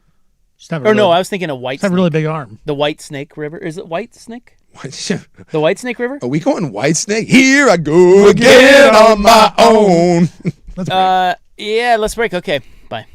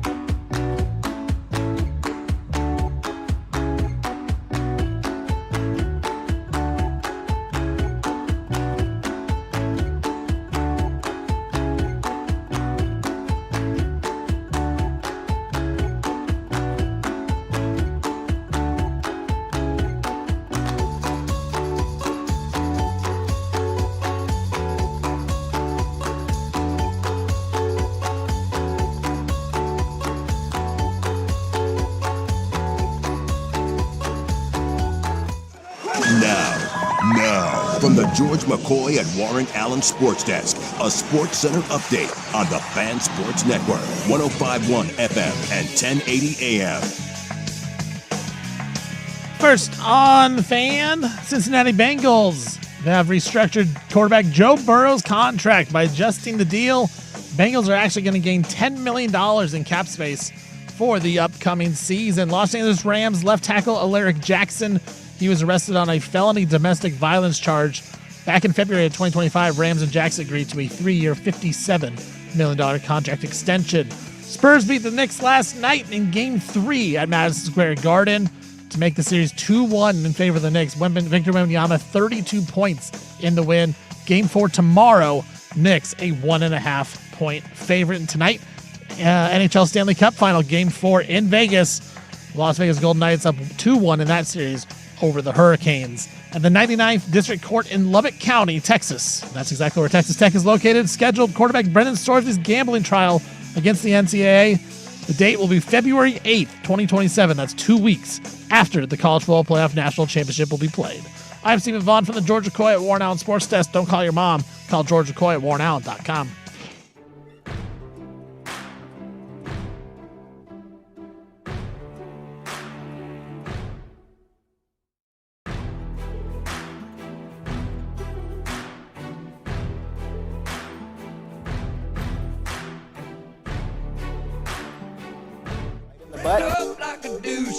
So the river I was thinking of was the White Salmon River that is up there past the Bridge of the Gods. So there is... And the only reason I know that is because I went whitewater rafting there once, and it was fun. There is no river in the great state of Oregon that flows into Washington. Not one. The Columbia River, obviously, is the Great Barrier. There are two that kind of border it. One would be the Snake River and the Columbia River. But there is one in Washington, the Walla Walla River, that actually empties into an Oregon River near Umatilla. Okay. So there you go. There you go. It's hot river news. Hot river talk. Yeah, that damn Columbia River, man.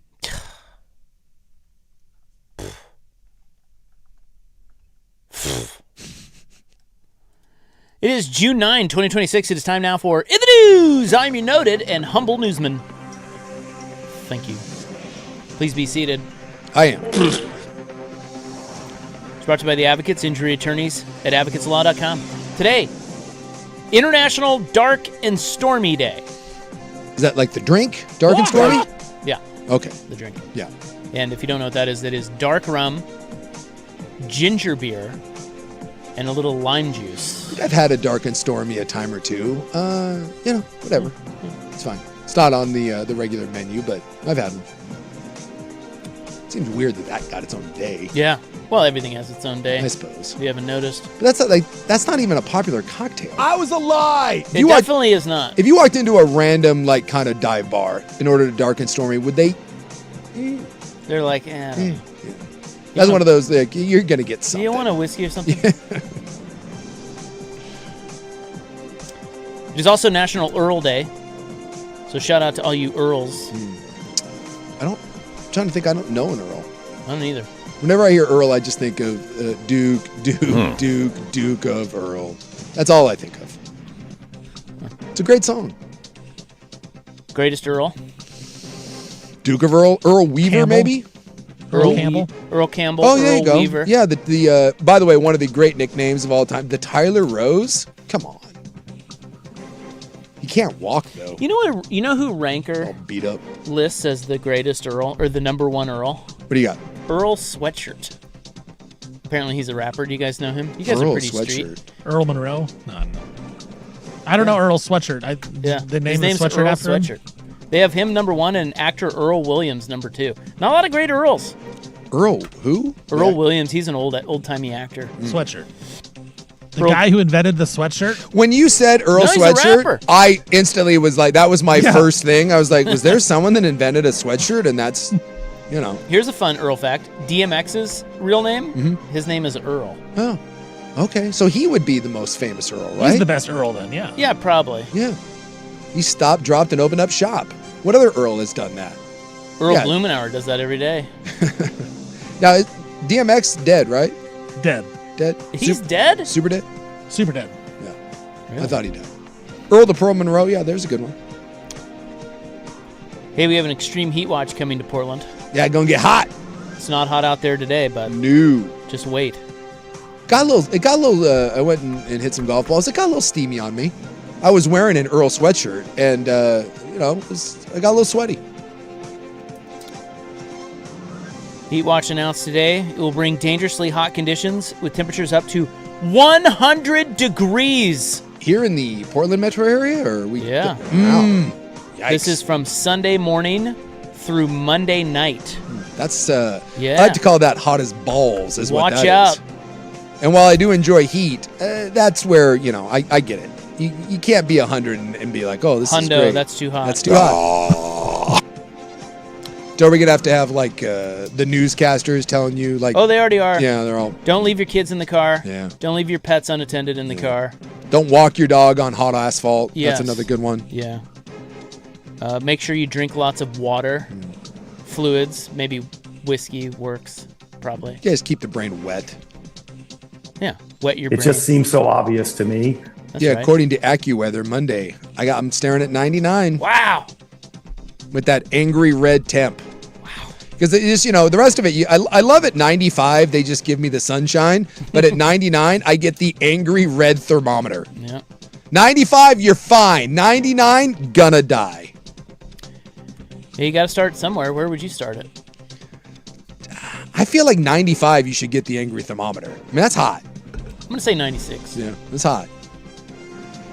But you hitting me with a Wayne Gretzky on Monday? Ooh. I'll tell you what, I wouldn't.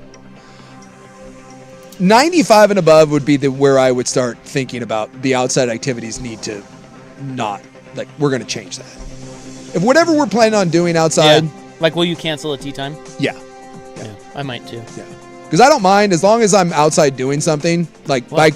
bike ride or, golf, whatever. If you're going on a hike, I'll go 91, 92. You get to 94, 95. I'm going to be like, do you really want to do this? As I really don't. Like I'm pulling out. Then you got to find a pool. You got to buddy up to Stevie Freedom. Yeah, over there. Stevie Freedom's got one out in Damascus, uncle. right? Hell yeah, dude. I would say we go to Damascus and get a blizzard, but then there's no more DQ. No point then. What are the troops even fighting for if the people of Damascus can't get a frozen dairy treat? Need my dilly bar. Washington Governor Bob Ferguson has joined the state superintendent to say that they plan on asking lawmakers in the state of Washington to ban student cell phones during the school day, K through 12. Good.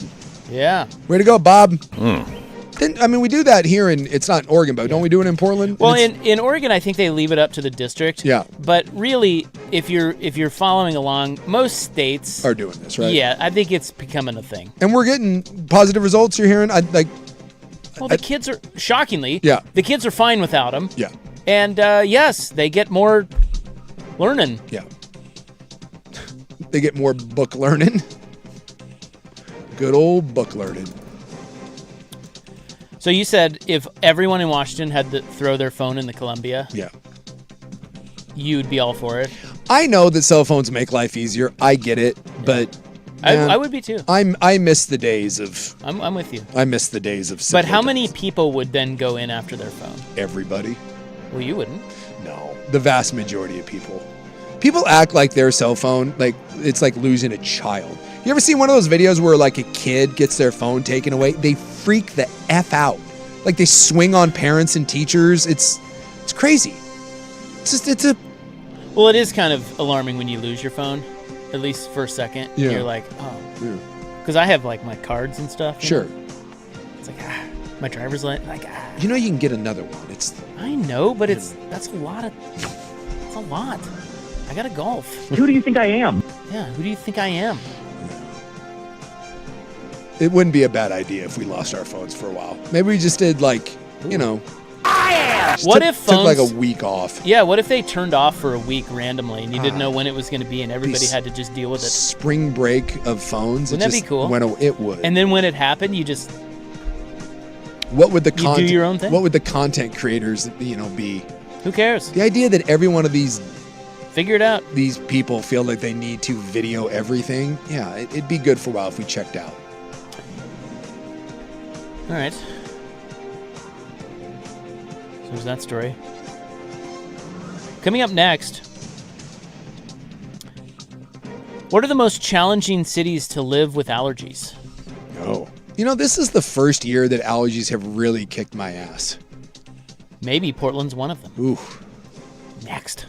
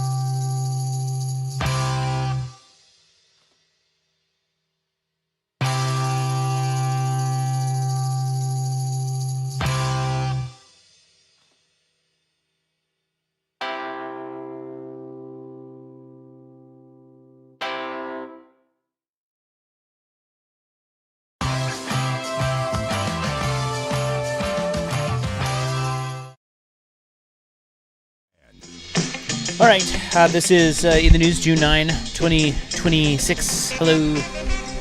We are your newsmen. Very important news. News you can use. This is from the Asthma and Allergy Foundation of America. More of a Bird Alliance guy, but okay. Well, the Bird Alliance is that's of Oregon. This is America. Okay. So these are our best allergy people. Well, you'd think. Fake news. Bunch of liberal bull crap. Bunch of liberal agenda crap, Frank. I believe nothing of these people. Exactly. I'm gonna see where they are. I'm gonna do my own research into my allergies. I'm calling Aaron Rodgers. They don't know my allergies. Nah. I'm gonna look up a home remedy. Solve it myself. Hold on. What are we holding? Well, I'm trying to find out where they're out of. Yeah. I guess it's somewhere out of D.C. The CDC in Atlanta, maybe. No. Pikesville, Maryland. It looks like. Is that right? Bunch of crab-eating hippies out there. You think I'm not respecting anything they've got to say? What do they know about Portland, Oregon? Exactly. Well, they have rated the top 100 cities for allergies. Mm-hmm. Okay. Worse allergies. Okay. Well, we got a lot of greenery and hippies and homeless, so I'm guessing that probably kicks up the allergies. I think I'm allergic to the streetman. You don't know what's happening in these streets of West Lynn? Like, I haven't had traditional bad allergies. My son and daughter really do. Dude, this year, I even had to ask Rob for his allergy, my regimen. Your regimen. Dude, it's a mean one. Dude, it was like February, and my ass was getting kicked. What is that? Yeah. Brutal. Yeah, I get them every year. I had to get the shot, too. And this was particularly bad. Yeah. It's all about drip, man. So this is based off of pollen count, tree, weed, and grass, plus number of allergy specialists in each city, and medicine use, allergy medicine use and sales. Okay, so that's what this is based off of. This is a pretty comprehensive study. Seems I'm like not going to lie. Yeah. I mean, otherwise, what the hell is the Allergy and Asthma Foundation of America even doing? A bunch of liberal propaganda, this is what they should be doing. You think. So the number one city, the worst city for allergies in the United States of America is... America. Do you think it's Portland? I think it's somewhere on the West Coast, I would assume. Maybe Colorado. Got a lot of greenery. Boise, Idaho. Yeah. Congrats, Boise. So if you move to Boise, on top of the fact that you have to live in Boise, you got to deal with allergies. Although I know several people that find Boise delightful. San Diego is number 2, believe it or not. That surprises me. San Diego. Because usually they say when you have bad allergies, go to the coast. Go to the... Oh, yeah. Yeah. I could see that. I always thought like allergies, like you had respiratory, you should go to the desert. Not like back in the day when you had any sort of respiratory thing, they just say you moved to like Arizona. It would seem to... The dry that would heat. help. Yeah. Yeah. There's no plants. Like, cacti give you allergies. You move to Arizona. Just die of heat stroke. Tulsa, Oklahoma 3. Provo, Utah 4. Hey, look at that. As someone that has been to Boise, lived in Provo, and went through Tulsa, I'll deal with it. There's a lot of reasons to not live those places, and allergies are way down on my list. Rochester, New York 5. Never been. Wichita, Kansas 6. Spokane comes in at number 9. I like Spokane. Spokane's legit. Seattle. I don't see Seattle. Are you looking for Portland? Yes, you are. 38th. So we're right in the middle. Right We have a lot of allergy med use. Right in the meaty part of the bell curve. Yeah, 38th out of 100. So Well, I don't know about like at your house, but when we get the pollen that gets bad, because I have a bunch of big trees around me, and I'm assuming most people do because we live here, I'll come out sometimes in the morning, and my entire car is just covered in pollen. And like it's you can just see the wave of it when the wind blows. It's brutal. But then we get beautiful greenery, and that's just the price that you have to pay. best place to go, at least of the top 100 cities. I'm going Phoenix. Houston. Oh well, Phoenix is 96, so that's yeah. close. That's because there is not a single tree in all of Houston. Houston it's all is cement. it is just one giant sprawling concrete jungle. Houston might be my least favorite big city in the country. Houston sucks. So Houston, New York City, San Antonio, Boston, and Phoenix are the best places to go if you have the allergies. Well, there you go. That from the Allergy Alliance and Asthma Alliance, Foundation of America. Didn't even know that existed until today. So you buying their propaganda? No. No. You heard me. Bunch of liberal bullcrap. Parents of a young girl are suing OHSU for $17 million. How about that? So what did we get? $3 million the other day for the pothole injury. 3.6. Yeah, what happened? What happened? That's for more than 6 inches. What happened for And I 17? bottomed out on that thing. Yeah, God, that's a regrettable. Yeah, it sure is, isn't it? Yeah. I need to see Dong. For God's sakes. Dipped into a 6-inch deep by 2-foot wide hole in the asphalt. No Dong, no believe. This show. Look, I'm trying to tell a sensitive story about a 13-year-old girl. Yeah, what happened? And now we're playing I know. butt drops. It's all bad. None of this is good. Apologize, dumbass. The parents of a 13-year-old girl have filed a lawsuit against OHSU after doctors told them their daughter was dying, but it turned out surgeons had installed her new heart valve upside down. Ooh. Yeah, that's probably. Yeah, that's. You should probably call the advocates on that one. Yeah. You went upside down on a heart valve? Yeah. How do you? Well, it is a teaching hospital. What sort of bonehead student doctor did that? Stephen and Lori Stokes filed a $17 million lawsuit against OHSU and Dr. Ashok. Ashok about to be Muralidharan. $16 million less. Well, No, those guys all insurance. have insurance, Yeah. yeah. But You're doing great. Ashok Muralidharan, Sure. who performed the surgery. This was 2025. He led the surgical team. They performed open heart surgery on the girl to implant a heart valve. The procedure required surgeons to stop her heart while she was on cardiac bypass.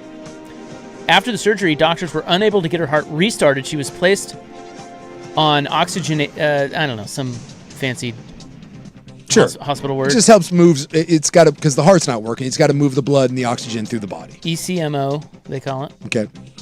A system that mechanically pumps blood through Yeah. a heart-lung machine, Makes sense. which reoxygenates. Reoxygenates the blood, maybe? I don't think that's right. I don't think that was right either. Let's try it. Let's try it together. You guys can let's all say it together. We'll do it. Reoxygenates. Is that what you said? That's what I said. Is that right? Reoxygenates? I don't know. I'm going to go with it. Yeah, let's go. It's probably wrong.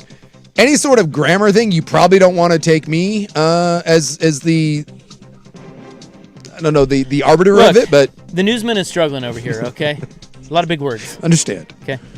Doctors told her told her parents the procedure went very well and that her heart was likely not working correctly because of the shock of the surgery. Yeah. And then they said the ECMO would allow her body to rest and begin functioning properly. Sure. But that never happened. So the following day, the girl is still in ICU at OHSU. Doctors order multiple tests and studies. Eventually, they move her back into the operating room for exploratory surgery to determine why her heart was still not functioning properly. Doctors told her parents afterwards there was no explanation other than shock and that she could not survive indefinitely on ECMO. And it was just upside down. Horrible. Yeah. And they didn't even catch it the second time. Wow. For 3 days, she remained in the ICU with an open chest incision, kept alive by ECMO. Yeah. As her condition began to deteriorate, more tests, studies, and imaging were conducted, and again, her parents were told there was no explanation. They then began discussing end-of-life decisions with the family. Oh, my God. During a third surgery on her heart, OHSU told her parents she would require either a permanent artificial heart or a heart transplant to survive. They said it could not perform either procedure at its facility and that her parents would need to transfer her out of state to an out-of-state medical center, though doctors were uncertain she would survive the trip, given how critical her condition was. Mm-hmm. Okay? So in short, they advised her parents that if their daughter remained at the hospital, she would die, but she was now gravely ill, so she could die en route to another hospital. So not good No. choices, really. No, that's all. It seems. Yeah, that's just a choose your own adventure of dog-esque. So they take her up to Seattle, the children's hospital up there. The very next day, her condition had deteriorated gravely. She was very near death. In Seattle, doctors performed multiple procedures to remove accumulated blood clots and fluid from her open chest incision and adjusted the ECMO system. Eventually, a scan of her heart revealed that the prosthetic valve that OHSU surgeons had implanted was not positioned properly. Upside down. Isn't there a little arrow on that thing? Like, I mean, God, they put that on packing boxes this side up. Like, who screws that up? Normally in these sorts of situations, like the pothole one, I'm like, dude, give those people no money. I want this family to get all the monies. And I mean all the monies. I feel like 17 million is low. Exactly. Give it all. Just go. Doctors at Seattle's Children's Hospital removed the inverted valve, replaced it with a different one, properly positioned. Her heart promptly began to function correctly. Wow. She was successfully taken off cardiac bypass. Well, thank God she's not dead. And she stabilized over the following days. Give that family the 17 mil. Just here, take it. Go. Yeah. That is horrifying. She was in critical condition for about a month, but she was able to return home with her parents. Well, good. And now she can live the rest of her life with $17 million and a functioning heart valve. Good for her. Yeah, that seems pretty That is cut and dry. Freaking terrifying. Open and shut case. By the way, look behind you. There's a video of the hot air balloon landing at the lumber yard from yesterday. Par lumber. It's great. I went to turn on the hockey game and turn on KATU, and sure enough, there was the hot air balloon we were talking about from yesterday landing in the lumber yard. You gotta love it. That's more of a feel-good story than that freaking heart situation. God. Yeah, terrifying. Yes. Imagine being those parents. I'd be so pissed. The amount of anger so pissed. Yeah. Now 17 million probably goes a long way. Especially because they went back in a second time and still didn't find it. Still couldn't figure it out. God, what a bunch of boneheads. I think the people in Seattle looked at it and like, oh my God. Imagine having that explained to you. Hey, sorry that your kid almost died, but the numbnuts that did the two surgeries, yeah, they put the valve in upside down. Yeah. Dude, it's not an alternator. It's a heart valve, for God's sakes. Maybe someone shouldn't be doing surgeries there. I don't know that one guy that we can't pronounce his name, but it's not good. And that's your in the news, June 9, 2026, bro. Mm-hmm. Bro. It's brought to you by the Advocates, injury attorneys at advocateslaw.com. Headlines are next. You know, the arena funding deal. Yes. Thing. Yes. That they have going on over there. Need $600 million. Yeah, they need a lot of money. We got half of it approved. Yeah, the city council has made a move on this. I don't know if you saw this today. Making moves. Did you see what they did? I can't say that I did. Okay. You're going to find out next. Guessing it's not good.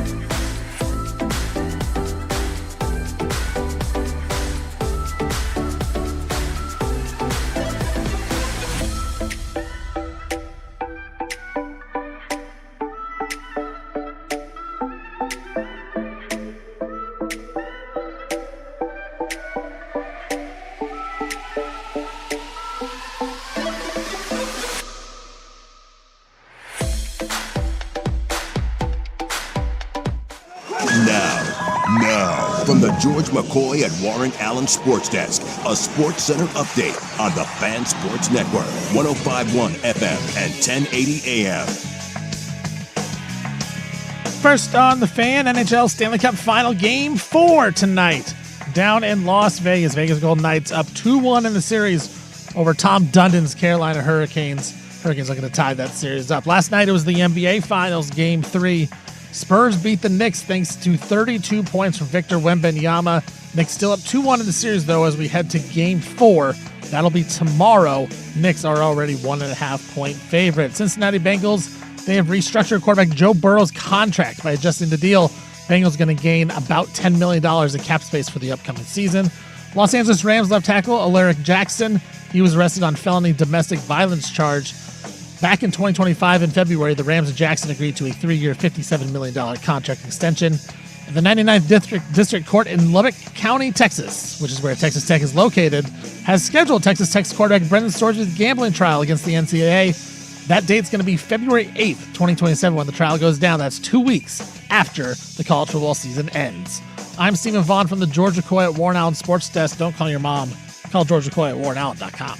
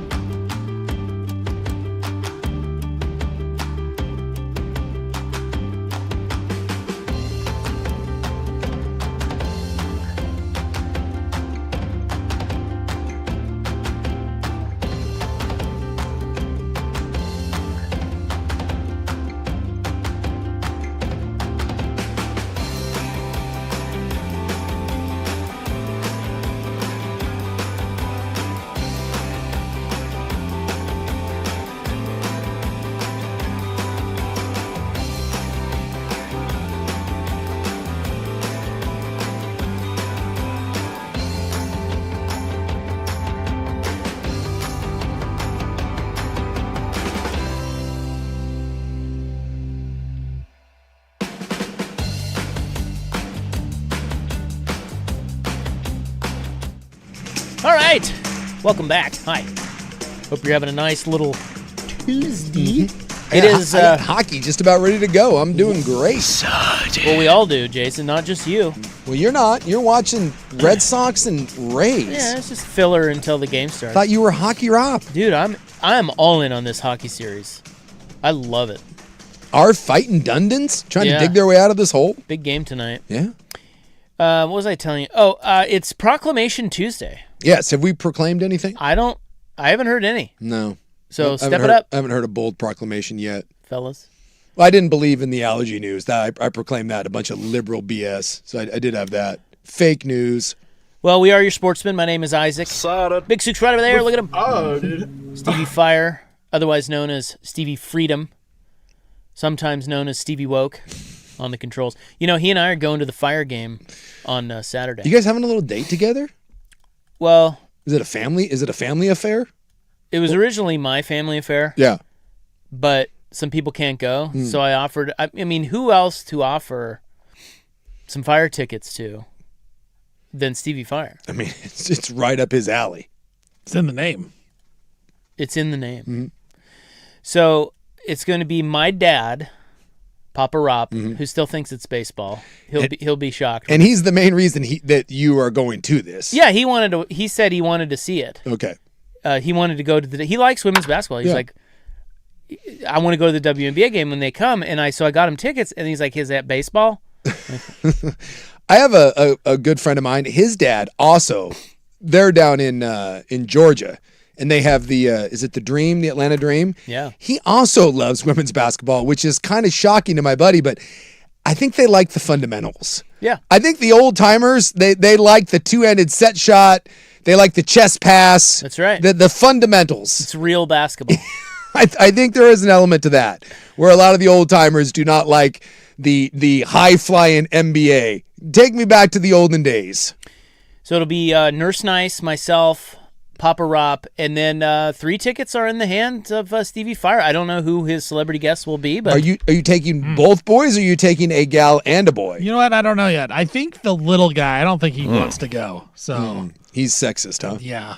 Yeah, he gets a little sexist. No, I don't know. I don't think he wants to go. The oldest boy wants to go. So Lincoln, as long as the punishment for kicking a kid doesn't affect him going, he can go to the game. Oh, I thought maybe he'd be grounded from. See, I thought it would be you, coach, and the youngest, because the oldest got grounded for kicking a bully. No, in the we're back. proud of it. Remember, we came to that conclusion. Yeah, that's good. We're all right. Okay. By the way, I played the podcast for him. Yeah. Where you said you'd buy him a gift and you're proud of him. He liked that a lot. Well, now- you are now his favorite person ever. Now I'm gonna have to. You don't have to do anything. Oh, BS. No, you do. I got to. Now I got to follow up on this. He was very excited though. He's like, all right, I feel vindicated now for kicking this kid. Done and Because done. Big Sue told me it's okay. Yes, dude, that he should have. Now maybe not in the back, although I famously kicked someone in the back once. Look, it happens. So I did find out what exactly happened. So the kid hit him in the face with the dodgeball. He got turned. And then he turned around to go to the bench, and that's when my son got Oh, good. and kicked Okay. him. That's a right kid- in front of everybody. Yeah. So what he did, he tried to show up your son. Right. You think you can just hit me in the face and then turn your back on me?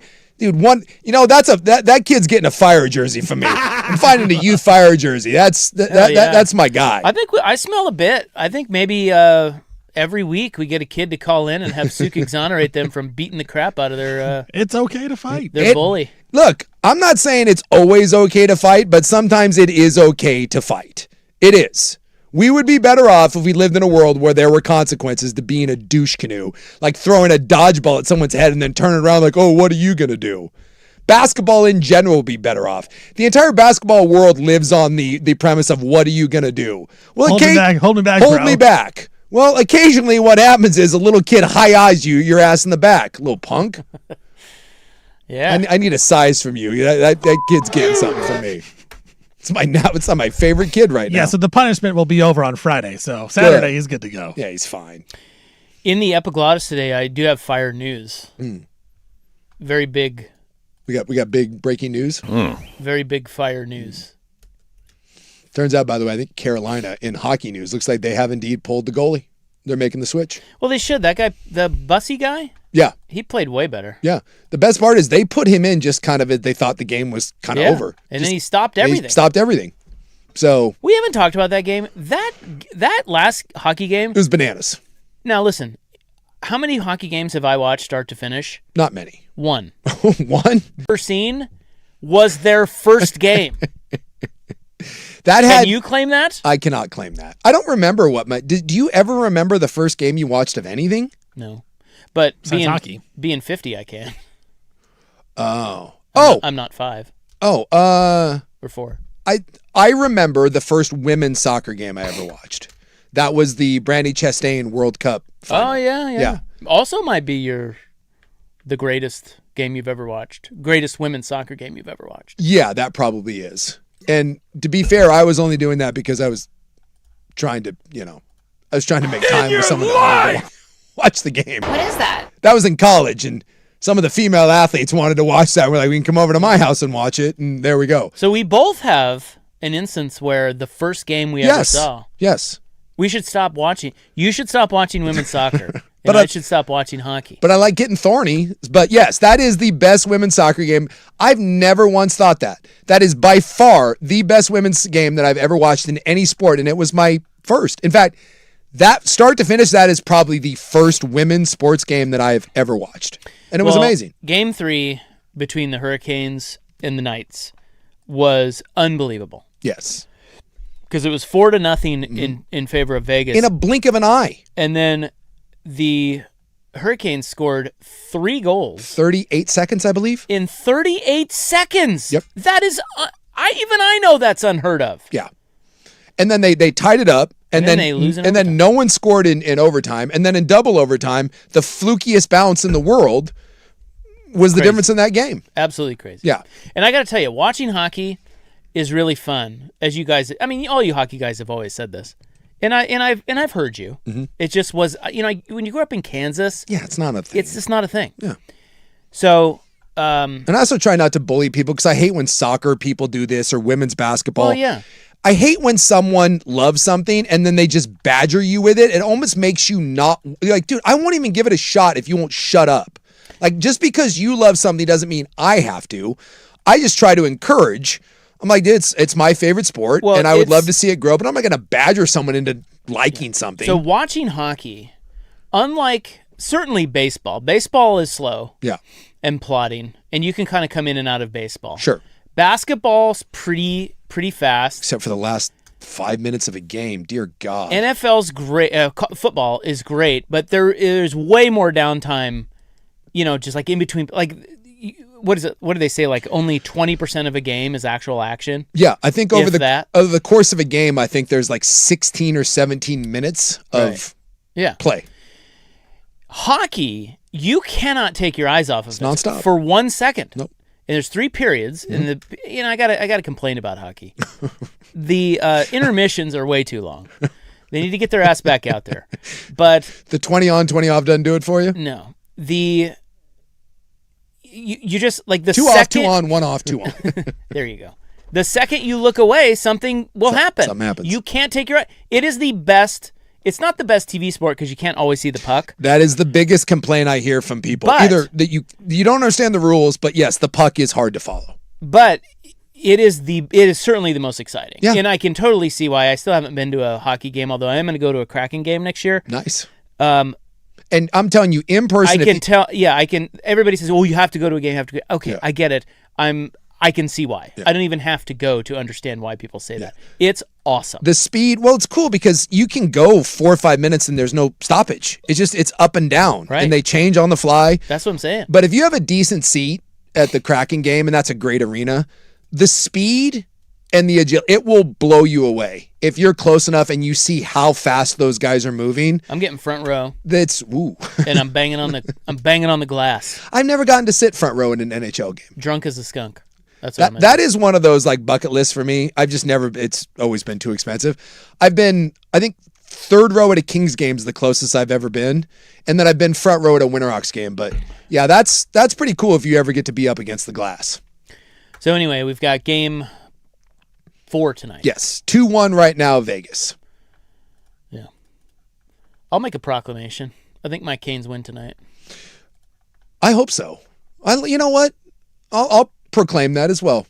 The Fightin' Dundons Showing up my proclamation, huh? tie this thing up. I'm piggybacking on. I'll show up your proclamation. You got the Knights? Hurricanes win the series. Spurs win the series. Wow. Whoa! Now there's a proclamation. That is a proclamation. That's great.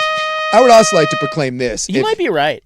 2 better teams. You might be right. I will proclaim this as love well this. on Proclamation Tuesday because I am not a fan of the So Golden here Knights. come the proclamations. This is my Now we're rolling. the Las Vegas Golden Knights have the best in-game operations in sports. Period. End of story. What does that mean?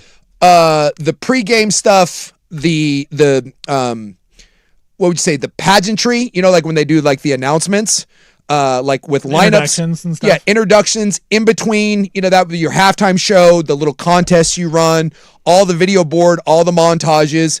Hockey does really cool because they have the big entrance and they put graphics on the ice and everything.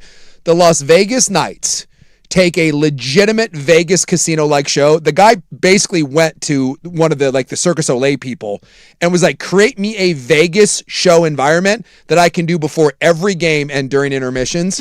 Going to a Las Vegas Knights game in person, that is the best in-game operation in sport. And it's not even close. And I've been to a lot of different events. Have you been to the Cherry Bombs yet?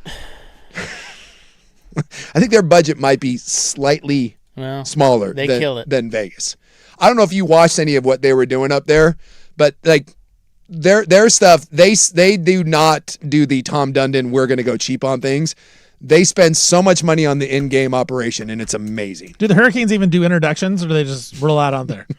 He doesn't pay a PA guy. They have the hurricane, the storm warning sound, and they get someone that whips Yes, it they in just there. went to the weather station and grabbed that and Yeah. brought it down. I just don't want to waste money.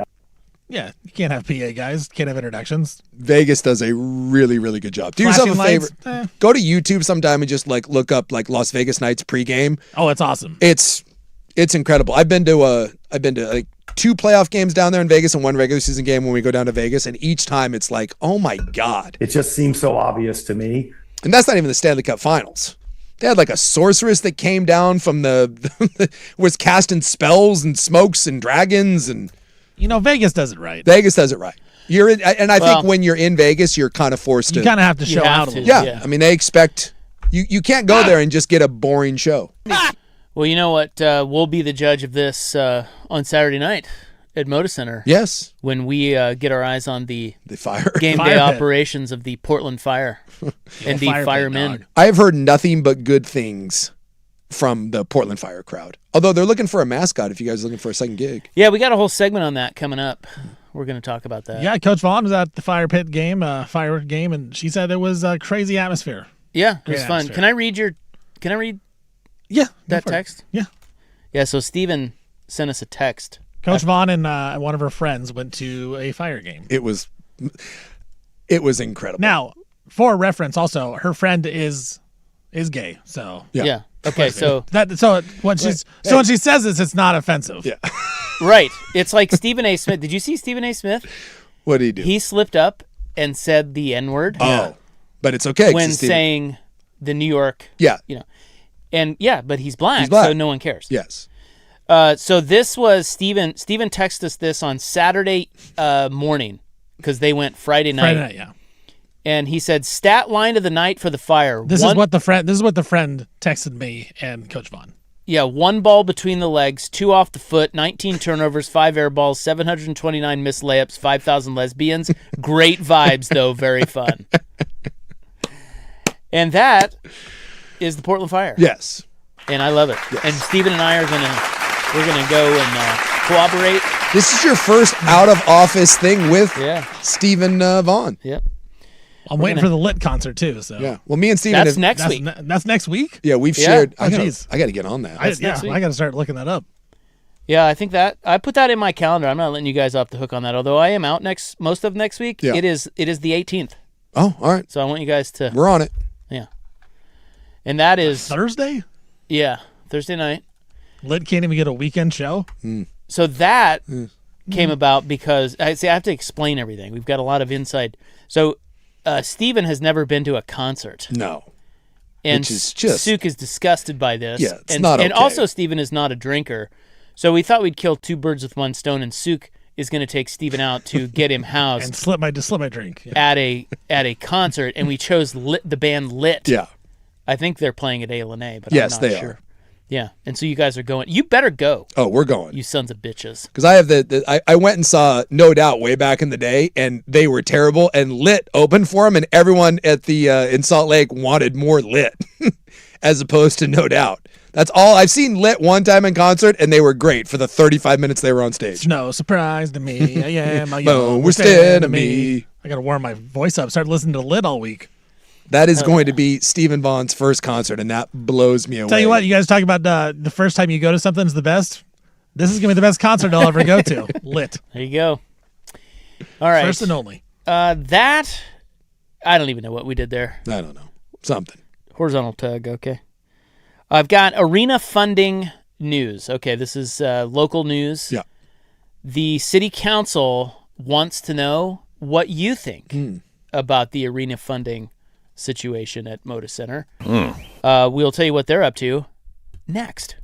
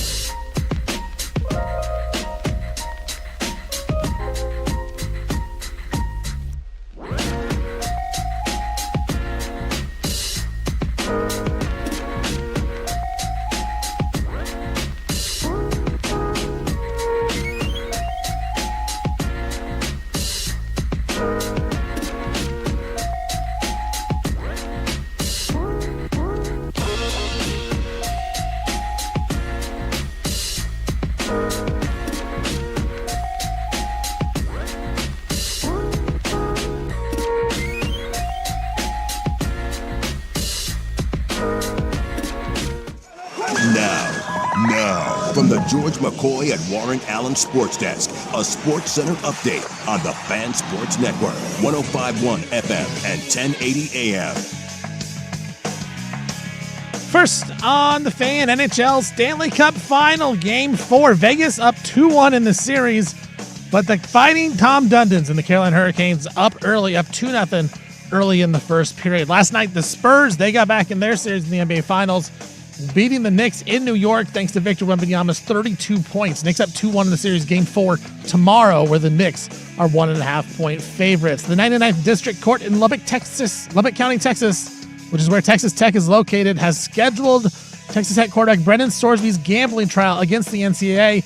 The date for that trial will begin on February 8th of 2027. That's 2 weeks after the college football season ends.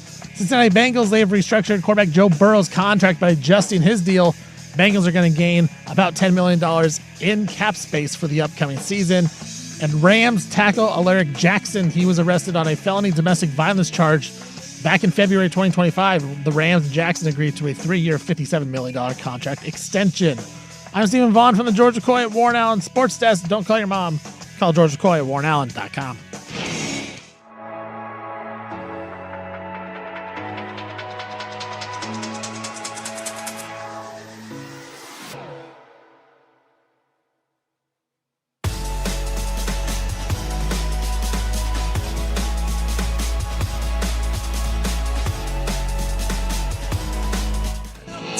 All right, it's time for the malfunctioning epiglottis. By the way, the proclamation from Steven. Yeah. Carolina already up 2-0. Yeah, they came out jumping. The first 3 minutes, they got 2 goals. But based off this series, it's going to be, I know, it'll be right? 4-0 heading to the third period with know. 5 minutes left, and Vegas gets 4. That's what I was saying with Rob, is there's just no safe leads anymore No. in this series, especially. Weird stuff is happening. In fact, 2-0 Vegas fans right where we want them. We'll be fine. We actually want this. So, the Portland City Council, there's 12 of them now.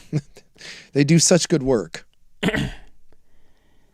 They have done something that is not surprising, but I think is maybe a tad alarming regarding the arena funding situation. So if you don't know, the Moda Center is owned by the city. Yes.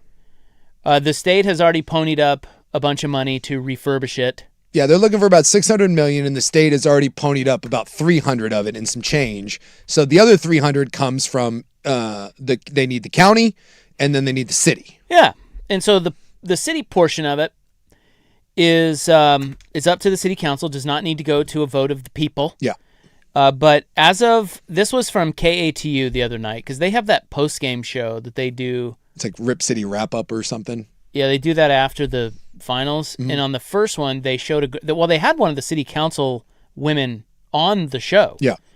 And boy. She was not. Dude. Yeah. Yeah, I wanted to try to find the clips to pull some and play some for you. I couldn't find it. But she... I kind of want to get her on the show because I would like to actually ask her real questions. Well, no, they asked her good questions. Oh, man, there was no pushback to her answers. Well, there weren't pushback to her answers. There was not pushback to her answers, but they asked her a lot of questions that you would ask. Yes. And if you want a sense of why this is actually seemingly harder than it needs to be, listen to her. Yes. Because she didn't give a rip about much of anything that us as sports fans care about, including the Blazers. It was shocking how cavalier and whatever she was. Well, to her, it was just another vote, and it's just another thing on the agenda, and I'll get to it. And it's like, I don't know. There's some urgency here. It's important, but apparently not to her. So anyway, after that interview, they showed a graphic. And on that graphic, it broke down what at least they know so far of how they're split on the votes for the arena funding. Yeah. There are 3 Portland City Council members who are for it: Dunphy, Clark, and Zimmerman. There are 4 against it: Green, Avalos, Murillo, and Novick. And then it said there are 4 waiting a response: Ryan, Lane, Canal, and Pirtle Guinea. and then there's one person unsure, and that's Smith. So 3 for it, 4 against it, and 5 that we don't know. And it was the governor that originally, and Dundon said the same thing, that supposedly when the deal was struck, when Dundon was buying the team, the governor said that the votes were there and that this would be a done deal. So Dundon bought the team believing that this was a finished product. And all of a sudden now we're finding out that maybe this isn't a finished product. Yeah. So what they've done now, I think, is mildly alarming. And they have launched an online survey. Yeah. And they want to gather public feedback about the future of the Moda Center. And so they also announced a series of pop-up sessions, and these are going to be out in Portland parks, where council members are going to be out there, they are going to go face-to-face with the public and talk to them ahead of so they're going to have a work session on this on June 24th, and that's when they'll start talking about the arena. And they want to go out and meet people and talk about this before they jump into the work session. So I guess they're kind of haggling over $100 million. So apparently Portland, the city council or someone did a survey that said they believe that the Moda Center should only get $500 million in renovation, and the Blazers are asking for $600 million, and they're apparently, so that's what they're balking over too, is the extra money, and they want to know where that money's going, even though $600 million in today's stage to, instead of building a new arena, this just blows my mind that the city has gotten a free arena for 30 years. Paul Allen built it, Paul Allen has run it, and you have not had to put really any money into it. For 30 years, you have had a free arena. You have an owner that's coming in and buying it that is not asking for a new arena. He's not asking for $1.5 billion. He's asking for $600 million for a building that you own, by the way, that you have to renovate anyways. And if you don't, you know what the consequences of that. And are you really going to be so narrow-minded and short-sighted to slit your own throat over $100 million over the span of 20 or 25 years of a lease and let the marquee thing about your city walk out the door? If you want to talk about how dumb a city council person can be, it's this right here. When I listened to her on that show, I was shocked at just how she had the nerve to bring up, well, you know, we have people without, we have homeless right now without shelter beds. You know how much money we spend on the homeless and we get nothing out of it? As if having the Blazers walk away does any. You want to talk about killing a city? You want to talk about a city that's on the ropes, that's trying to recover? And yet for $100 million over the span of 20, 25 years, that's what you're going to balk at. And by the way, if you do this, the people will develop, much like they have in Carolina, the area around the arena because that's what they do. So one of the things that they didn't like, at least it was kind of a icy reception on the city council, was when Keith Wilson said that they want to pull some of the money from the Portland Clean Energy Fund. Yes. And this woman specifically did not like that. And there was a poll that showed, and I don't know how much you believe in these polls, but the majority of voters opposed that plan as well. So I think one of their big things is, well, we don't want to pull from the Portland Clean Energy Fund. Yeah. Okay. Well, so they'll hash all of it out. Because most of this can usually come from jock tax, and what most places do is they try to generate a lot of this money back from people that are going to use the arena by taxing the people around it. So in a Tuesday news release announcing the public survey, which you can go online and take their survey, the counselors stressed that the Moda Center is a civic asset that hosts dozens of shows and events each year on top of serving as the home court for the Portland Trail Blazers and now the Portland Fire. The arena brings in more than 1.5 million visitors and contributes over $600 million to the local economy every year. Counselor Elena Pirtle-Guinea, and she was one of the ones who was undecided, at least that's what the KATU graphic said. Her quote is, quote, "We own the Moda Center. As a community, we need to determine whether it's worth investing in. Do we want a modern sports arena and a facility that brings more concerts and shows to the region? It's time to pose that question to Portlanders so that we can make the best decisions for our city moving forward." End quote. Yes. Wow. I hate that quote too. What do you mean? What do you mean ask the city? Like, this is your job Your as a job. city council. And I get she's trying to say, well, what do my constituents want? I get that, but isn't that a little bit of a cop out? It is. It's 100% a cop out. Because again, you are going to get in this city, you are going to get a loud voice of people that are like, we're Portland and we don't do this. You're on the city council. What do you think? What do you think? What is your opinion? Don't you think we should want to invest in that? You own it. That blows me away. And by the way, that is in her district. The Rose Quarter is in her district. Yes. She of all people should be for this. Imagine what that already that area is in bad shape and there's nothing around it. Imagine taking the one tenant you have for 41 dates of the year. Imagine taking that out. And again, I go back to this. I would love to sit down with a city council person and being like, okay, so you understand you own the building. You've had 30 years of using it for free. You have to renovate it, but now you don't want to renovate it. You're going to literally say for $100 million for 20 to 25 years, that's what you're willing to say, go ahead and walk, go ahead and leave. That's your grandioso plan? Then to renovate the Moda Center and have no one there to play in it? That's your big solution? Sounds like you need to go to one of these park, I would love to. what do you call them? Like meet and greets or whatever? Because what you're going to get is you're going to get the loud Oregon hippie that's going to stand down there and be like, my God, we have so many problems in the city. How dare we spend any money on this? Dude, pull your head out of your ass. You're living in a hypothetical world. I'm living in reality. As if not spending this money. I would also like to point out that we're going to spend $17 billion on a bridge. But this is, and by the way, more than half of this doesn't even come from you. It comes from the state. So over $250 or $300 million and a 20 to 25 year thing between the city and the county, you're not willing to invest in a building that you got for free. Find me another city in America that wouldn't take this deal. But we're going to be the ones. We're going to be the ones to stand up and be like, nope, go ahead and leave.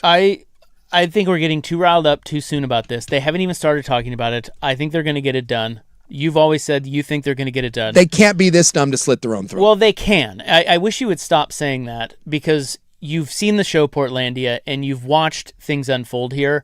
They absolutely can. In this instance, I don't think they will. Yeah. In the end, I think the devil's in the details. It's also a lot of it's about what does Dundon give back. If you say, okay, we are going to pledge this money, we've come to terms. What are you giving us? Are you signing a 20-year lease agreement? Yeah, what are you going to build around around the arena? Are you going to build something around the arena to help us out? We love our low-income housing. Yep. So, or whatever. Whatever it is that they think they can leverage, it's all a negotiation. Yep. I think they'll get it done. So I think we need to slow down on burying them, even though it's very easy to do. If you go to portland.gov, you can search Moda Center. Moda Center is our house. Let's build the future together. That's what they named it, which is a very long, convoluted name. Yeah. But you can there take the online survey and see the schedule of the park pop-ups. They are all on June 13th and 14th. And I know no rational, normal person is going to go to this, but I would like to believe that that's Saturday and Sunday. The people that care about this team and the people that care about the city, and if you care about the city, you should care about this. You should actually try to make your voice heard because there are going to be a lot of very Portlandia people that are going to yell and scream about this. They can't see the forest through the trees. And we have to let it be known that common sense people understand that this is a death blow for the city. If you let them walk, you kill this city. You take the reputation that we have and that we're fighting to get back. We're fighting to try to get back to some sense of normalcy and not be the punchline and not be the worst run city in America. And you give everyone a reason to believe that all the crappy rumors about us are true if we let this happen. So the parks they are going to are Irving Park, Lentz Park, Park Lane Park, McCoy Park, Selwood Park at the main entrance, Laurelhurst Park, main entrance, Waterfront Park, and then Mount Scott Park. So you can check all that out at portland.gov. But they want to know what you think now. What I think is the city council has their heads squarely between their cheeks, and they need to wake up and realize. And no one saw any of this coming. No. figure it out. And I do believe, as pissed off as I am that this is taking longer than it should because the deal was already agreed upon and was already worked out. And I hope that some of this is just grandstanding on the part of the city council because they don't want to view like they just rolled over. But in my heart of hearts, I truly believe that when push comes to shove and they realize that Dundon is not a guy to screw around with, they will do this. So I think Stevie Freedom over there has found a couple of clips.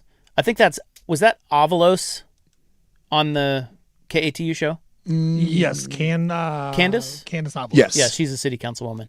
We got a few clips of that, which he's going to pull and we're going to play for you, just to give you a taste of what the things that she is saying. Come get a taste. And then we'll move on. We have we don't have Michael Jackson news, but we have a sports fan pulling a Michael Jackson. Sports fan pulling him. Ooh. Really? Did you see this last night? No, but I think it was Sunday. I don't think you should pull a Michael Jackson like ever. Yeah, well. Well, that could mean many different things. It sure could. I mean, it really could. What do you think it means? Boy, I hope something good. Yeah, well, it wasn't. It wasn't great. He was moonwalking somewhere, or doing that lean thing. That's kind of cool. So we'll get to that coming up as well on The Fan.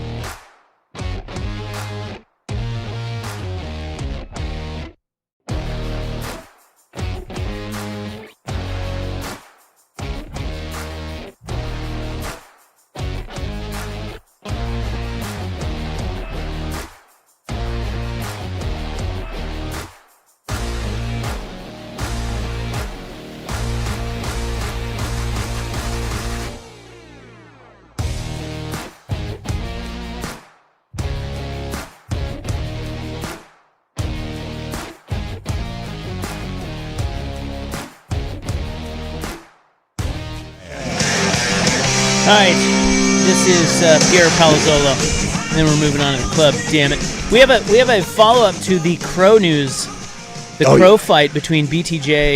I feel like a message has been sent. And the Birds. Yeah. Where were we? I don't even know where to tell her about it. I think it might freak her out even more. So, Steven, you have some audio there for us?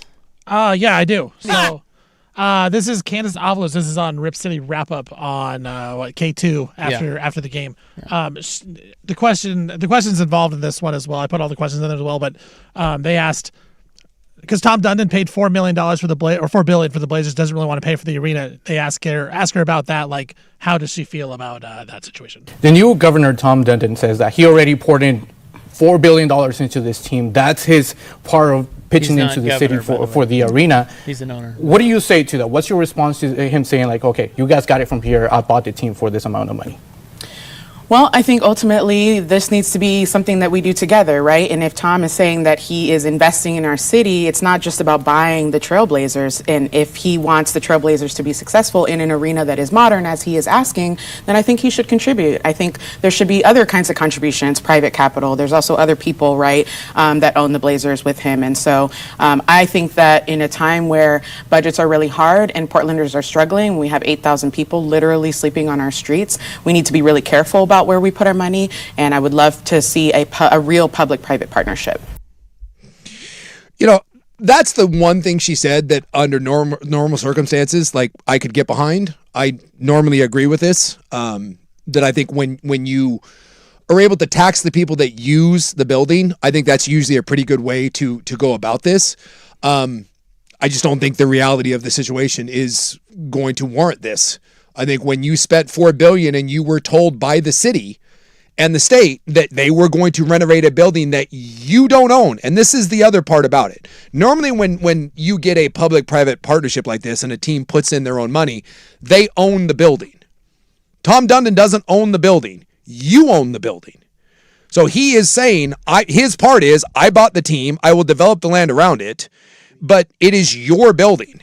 Very rarely are you going to get someone that is going to renovate something that they don't own. Would you ever renovate your apartment? I'm certainly not going to renovate the studio. I don't have an apartment. Right? Well, if you did, has anyone ever gone to their landlord and be like, you know what? I'd really like to tear down this wall and make a better master bedroom for you. That's just not going to happen. This is what I'm saying. Again, in reality, I understand what she's trying to say, but if you're trying to bring up a homeless issue with this, it is your building that you've had free for 30 years. This is where I wish there was some pushback on that, where you could ask her these sorts of questions and allow. I just wish, instead of just letting someone give you a generic talking point answer with politicians, you would ask them to, well, let me bring up this and then see what you say about it. Well, and those, I mean, I don't know. When she says we have to be careful what we do with our money, aren't they blowing money right and left and right on these? These homeless programs. I would love to ask her again, for all the money that we spend on homeless, what exactly do we get out of it? Because I can tell you what spending the money on Moda Center, I can tell you what we're going to get out of that, and what we won't get if they leave town. And something tells me that's slightly better than what we're spending on the homeless. All right, here is the second. So the second one is, they ask her what a winning deal would look like. What does that look like to you? You've mentioned the public-private partnership. What does a winning deal look like to you in this? Well, I think there are different components that we want to get in the agreement, and what's going to happen for the public's awareness is that essentially by August, we're going to need to start putting together some term sheets, and then we're working backwards from the end of the year because of the bonding from the state, right? And so I think there are lots of opportunities to talk about what a labor peace agreement, for example, street pricing, do we have some ownership in the equity, do we put it to a bond measure? So, and just in general, again, if this isn't just about the Blazers. I think that's the other thing that we need to continue to pivot to. This is about the Moda Center. This is an entertainment venue that all of Oregon benefits from. And so I also want to make sure that I'm not looking at this conversation as what are the Blazers going to do, but what are going to be the opportunities for concerts and other entertainment if we upgrade, and how is that going to benefit the city? See, and that part I can actually get behind. Yes, this is more than just about the Blazers. But here's my thing. If the Blazers walk away, you are screwed. So not only by investing this money And the city, it's like what, $150 million, and then the county's like another 150. So you're spending $150 million on something that you will reap rewards for 20 or 25 years, not just with the Blazers, but with concerts, but with things at Moda Center. And then you do have someone that does want to develop the land around Moda Center, so where we get restaurants. Because you think that area is bad now, take away 41 dates and see what happens to that area around the Rose Quarter. See what happens to the Moda Center. So I do appreciate the fact that she says this isn't just about the Blazers. Yes, it is more than that. And once again, you own the building. Did she say she was going to... Did she mention she put it to a bond measure? Yeah, she was talking about maybe doing a bond measure. Oh, dear. Yeah. We don't want that. No, we do not. Can they do that? I don't know enough about this to know if they can do that. But that I don't know. That's terrifying. Okay, what's the third one? Final one is they ask her, what do you tell Portlanders who are worried that the Blazers could end up and leaving the city of Portland? One of the main tenants is, though, the Blazers. And the Portland Fire just arrived this year again after a 20-plus year hiatus. For the Portland Blazers fans that have been here for a long time, they saw that first championship in '77, and they hear all these rumors about the team potentially leaving if a deal's not struck with the Moda Center. What do you tell to them right now that this is happening or the project could or could not happen? I think the main message that I have for Portlanders is that we are at the beginning and that we get to decide what happens for our Moda future, right? And I mean we as in the public. And I think that's the main thing. You know, a lot of the headlines right now, it's like there's backroom deals or there's NDAs. And I think that has really concerned Portlanders who, again, want to make sure we're good public stewards. So I think the message is that we are at the beginning.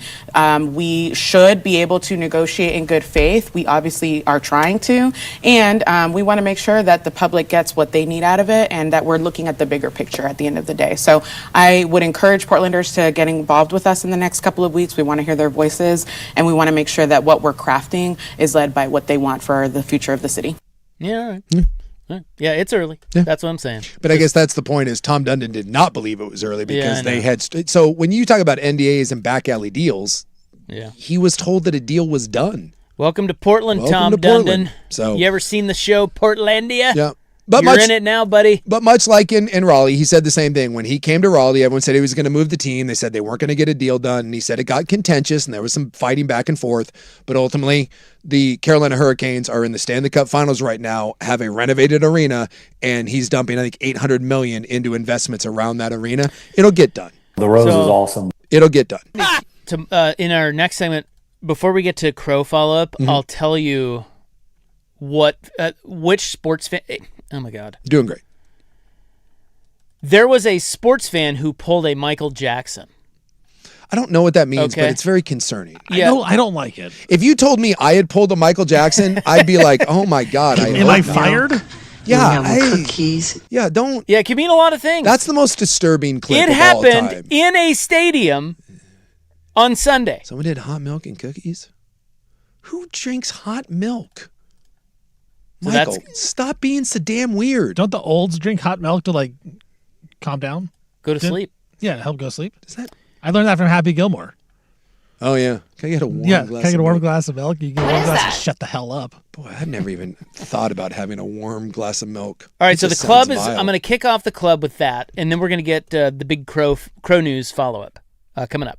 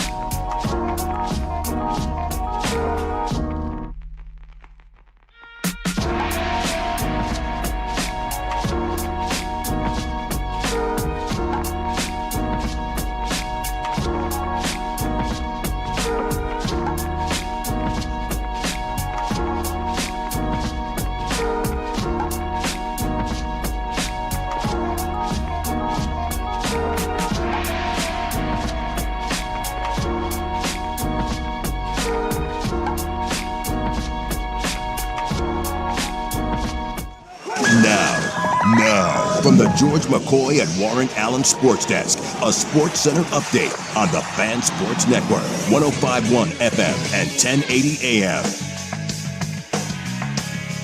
First on the Fan, another bonkers game in the NHL Stanley Cup Final. Of course, going into Game 4, Vegas is up 2-1 in the series over the Hurricanes, but right now, first period just ended. Hurricanes up 3-1 already over for the Vegas Golden Knights, looking to even up that series at 2. In the NBA, Spurs fought back and get back in the series with the win last night over the Knicks, thanks to 32 points from Victor Wembanyama. Knicks still up 2-1 in the series. Game 4 in New York at Madison Square Garden tomorrow. Knicks 1.5-point favorites. The 99th District Court, which is located in Lubbock, Texas, which is exactly where Texas Tech is located, has scheduled the Texas Tech quarterback Brendan Storch's gambling trial against the NCAA. That trial will begin on February 8, 2027, which is 2 weeks after the College Football Playoff National Championship. Cincinnati Bengals, they've restructured quarterback Joe Burrow's contract by adjusting the deal. The Bengals will gain about $10 million in cap space. And the Rams left tackle Alaric Jackson, he was arrested on a felony domestic violence charge.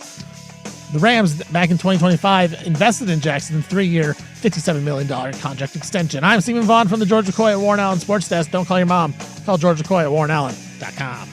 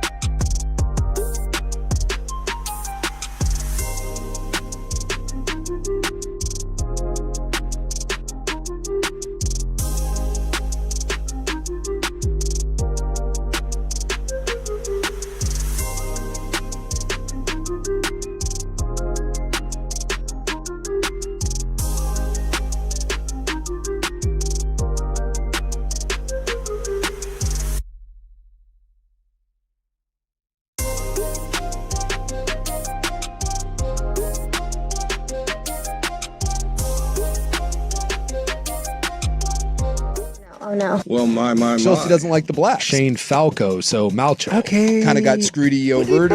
He did it, He did a lot of dirt. Kick the ball, you little bitch. You loser. He's a biracial angel. It's my land. Okay, we apologize. Or whatever, I don't know. It's time for the club, baby. On 105.1 and 1080, The Fan. I hate this thing. Ooh-wee. Thank you. Bye. Speaking of which, did you see the biracial angel at the Knicks game? No, who's the biracial angel? That's Derek Jeter. Oh, yeah, I did see him there. Yeah, he was down there. He was sitting next to Jeets. Eli Manning. Jeetsy Baby made an appearance, with Eli Manning. That's like New York royalty. We just needed drunk Joe Namath down there, and we would have been set. That's true. I'm guessing if you're Eli Manning and Derek Jeter, you can make that call whenever you want, and you show up to the game. Who else would you put? New York royalty? Yeah, down there, like sports guys down there. McEnroe's there. He was and there. he was there. He's actually a big Knicks fan. Yeah. So you got McEnroe, I think, is New York royalty, synonymous with the city. Jeter, I think Walt Frazier, Ewing, although he never won a title. I bet Patrick kind of does what he wants in that city. Trying to think who else. Rivera. Yeah, Mo Rivera. I don't think he spends any time in New York, but I'm guessing Mo. Well, Aaron Judge is hurt. Why isn't he there? Oh, rehab. Yeah, he's rehabbing. Would that be a bad look? Would he get? I don't think he's rehabbing. I think he's Yeah, he would get crushed. He would get crushed for Like, it. think about when LeBron went to college football games. Yeah. He also took a break from the season to do that. Hundo P. I mean, the Mets, like Keith Hernandez, but I mean, the Mets are such a smaller deal than the Yankees. Like, if you're a Mets fan, Hernandez is a huge deal. But, like Doc Gooden, Strawberry, those guys, but I don't know if. Sebastian Telfair. See, he's back in the projects. It's really sad. Like, he posts videos. He lives in low-income housing in New York City, like in the Marcy projects. It's rough. But he's got all this cool memorabilia in, like, the world's worst apartment. It's like, he's got these signed jerseys and stuff, but he just lives in an absolute S-hole. All right. Well, I've got a quick sports note here. Sports. And I was mentioning that there was a fan that pulled a Michael Jackson at a game the other night. I don't even know what that means, but it's problematic. Yeah, it makes you a little nervous to think about, doesn't Well, it? it does. Give him hot milk. You know, we have little cookies. Is he the weirdest celebrity of all time? And that's saying something because celebrities are weird. Ooh. Yeah, Kanye. Did you see Kanye? What that dude's up to now? I don't care what Kanye's up to. He put out a new minute and a half video. He's married to that gal who kind of looks like a bigger breasted Kim Kardashian. And it's her in the world's smallest swimsuit. And it's him rapping for a minute and she just milks a cow. She just milks a cow. That's it. And then he comes out at the end and he takes the bottle of milk and then just pours it down her throat and then it runs all over and then it cuts. Like that. That's his video. That son of a bitch is crazy. I think it's really sexy. And yet, well, I still don't think between crazy and weird. You said weirdest. Weird. Crazy is different. Britney Spears has gone crazy. Oh, that's true. That's a good one. But she's not. Well, She's not because weird is more creepy. Yes. Yeah. Weird is Michael Jackson. Michael Jackson was weird. Yeah. Also probably a little crazy. Yeah. But more weird than crazy. Kanye's insane. Kanye's just crazy. Yeah. I feel like Gary Busey, guys like that, crazy. Yeah. Weird Michael, right? Prince was pretty weird. Dude. He was weird, but he never crossed Prince was weird, but he's not crazy. Michael Jackson weird. But he's not. But that's because he's not crazy. Yeah, Michael then he's the perfect combination of crazy and weird. Then. Yeah, because his childhood makes him crazy. Yes, and then he turned into a weirdo. Then he turned into a weirdo. You have to start crazy, right? You start crazy, turn weird. I think. Or can you go weird to turn crazy? Well, wait. Start crazy, and then you become weird. You become weird. You're not, because if you're weird, you're just weird. You don't become crazy. Yeah, all right. I'll buy that. I think. He just. I don't know even what to make of Michael Jackson. He's I always say at least with LeBron and Michael, there's a debate. But with Wayne Gretzky, there's no debate. He's just that much better than everyone else. I feel like Michael Jackson is so far ahead of any other weird, crazy celeb talent combo. Because again, in order to truly be the GOAT of weird and crazy, you also have to be uber talented. Because I'm sure you get some lower level dudes, the Shia LaBeoufs of the world, that are hey, I'll throw my weird crazy. No. He's crazy. But you're not that talented. I'm just not into it, bro. Michael is arguably the greatest musician of all time, the weirdest musician of all time, and maybe not the craziest, but he's on the marquee of craziest. And there's nothing like him. He's so unique. He does it all. He's the triple threat of talented, weird, crazy. How about Nick Cage? Very weird. It's pretty good. Very weird. Very weird. But you're not Michael Jackson weird. Because he's not crazy. Or is yeah. he? Well, I think he's crazier than he is weird. Really? Yeah, I think I just think he's weird. I think his crazy leads to him being weird. I think it's kind of reversed. All right, well, anyway. There was a Reds fan. They were playing the Cardinals. And some guy hit a home run. Yes. And that's when the ball goes over the wall. Mm-hmm. You know? Yeah. You ever seen one of those? I have. Never caught one. I've gone and picked one up, though. Have you gotten a foul ball? I have caught a foul ball off an old lady's head, and I've picked up probably 10 home run balls because I used to go to the Rays games. Oh, that's right. And when they would get hit, you never had to catch one. You just got to get up and walk over from your seat because there were no other fans. A slight stroll over there. I have so many Rays home run balls, I would find kids to give them to. I'm like, does anyone want this? And half the time, there was no one to give it to. And if it was the other team, we'd throw them back because, Yeah. And then the 3 people in my section, we'd be like, yeah. So this Reds fan, so the ball ended up lodged on top of a wall beneath him. Okay? I don't know where they were. I think it was St. Louis. Or it might have been Cincinnati. Anyway. What do I YouTube? What do I? I don't know. Just the internet. Okay. Okay. And he dangles his kid. So he grabs his kid. His kid's probably 3, maybe older, maybe 4 or 5. Yeah. Grabs him by the ankles. Oh, no, he did not. I don't hate my kids. I love my kids. I hate being a dad. He did not do Yes, that. he did. And he lowers the kid down so the kid can grab the baseball. And right before the kid grabs the baseball, which he was clearly going to be able to grab the baseball, Oh, no! Security comes over and stops him. And is like, dude, you can't do that. Oh, my goodness. What team was this again? The Reds. The Reds. He had a Reds jersey. I don't know whether the game was in St. Louis or Cincinnati. But they were playing the Cardinals. Oh, dude, I'm okay. I need to see Do you this. see it? Yeah, he pulled it. Oh my God! Yeah, Michael Jackson dangled his baby out over the on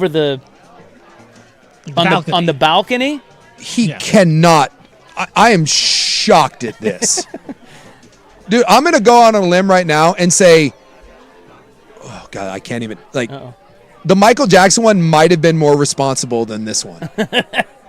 Why? Okay. I don't think that's true. I do think it's true. I'll go twofold. One, Michael Jackson blanket was really small, right? He was a little baby. kid. He was Yeah. baby. Yeah. This kid's kind of a little porker. A little bit. Like this kid's kind of a. This kid looks like to be about maybe 6 or 7, and he's kind of fat. Well, I said 4 or 5. No. This kid's like 6, maybe 7 years old. That big fat. That kid weighs like That kid weighs like 70 pounds, and you're going by the ankles. Yeah. Right. Yeah. He had him by the ankles. Whereas Michael had just around the arm, and all he was had the legs over. This dumbass is lowering his son head first. And by the way, if that kid slips and falls, that kid's breaking his neck, falling onto the baseball field. Now, if Michael's son drops, he's dead too. But again, it was smaller kid, way better control, and was just dangling the feet. Got a lot of friends that fat. Dude, that kid's mom should beat the living hell out of the dad. And if that's a divorced dad, he should lose custody of the kid. And by the way, that dad also is a porker. You're telling me that dad trusts his grip to lower the kid over a baseball? It's called sports. That is ridiculous. Good thing that security guard was there. I can't believe that dad thought that was a good idea. Yeah, and he looks kind of shocked Yes. when the security guard tells him he can't do it, and he pulls the kid back up. He looks kind of shocked. Yes. The dad. Yeah, and they see him sitting down. He's like, whoa. Yeah. How many beers deep were you, my man? It's called baseball in particular. And the kid looks upset too. Why did he get that foul ball, The dude? kid wants the ball. Wow. The kid was pissed. I cannot tell you how irresponsible and bad that is. Wow. Oh my God. Dude, if I was sitting next to that guy, I think too, I probably would have grabbed the kid and been like, dude, I understand you're the parent, but you got to protect that Who do you think kid. I am? Oh my God. That is such a bad and really, really dangerous thing to do. Yeah, so anyway, I just wanted to point that out. So those outfield walls are like usually what, 9-ish feet? He pulled Michael Jackson. Yeah, so the kid... That kid would have been dropped from about 11 feet straight down on his face. Yeah, I think so, because I would assume that there's space in between the two walls, right? No. There wasn't? He would have gone straight down on the field. Because the only... So what was the ball sitting on? Do I need to watch that again? No, so I'm looking here. So there's a wall, and then there's a little video board behind it. Oh, the video. And there's just a little... There's like a crack that the ball has become wedged in between the wall and the video board. And then the seats start above the video wall. So if the wall is, let's say, 8.5, 9 feet, and then the video board's another 4 feet, and he's dangling him down. But yeah, that kid would have fallen 10 plus feet on his head directly down on the field. I hope he had a good grip. Yeah, from his ankles. Yeah. What possibly could go wrong?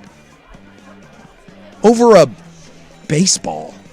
Wow. I always think about that, like when people toss babies in the air? Yeah. Or their kids. I'm sure you did this with your kids. Yeah. I don't like to do that.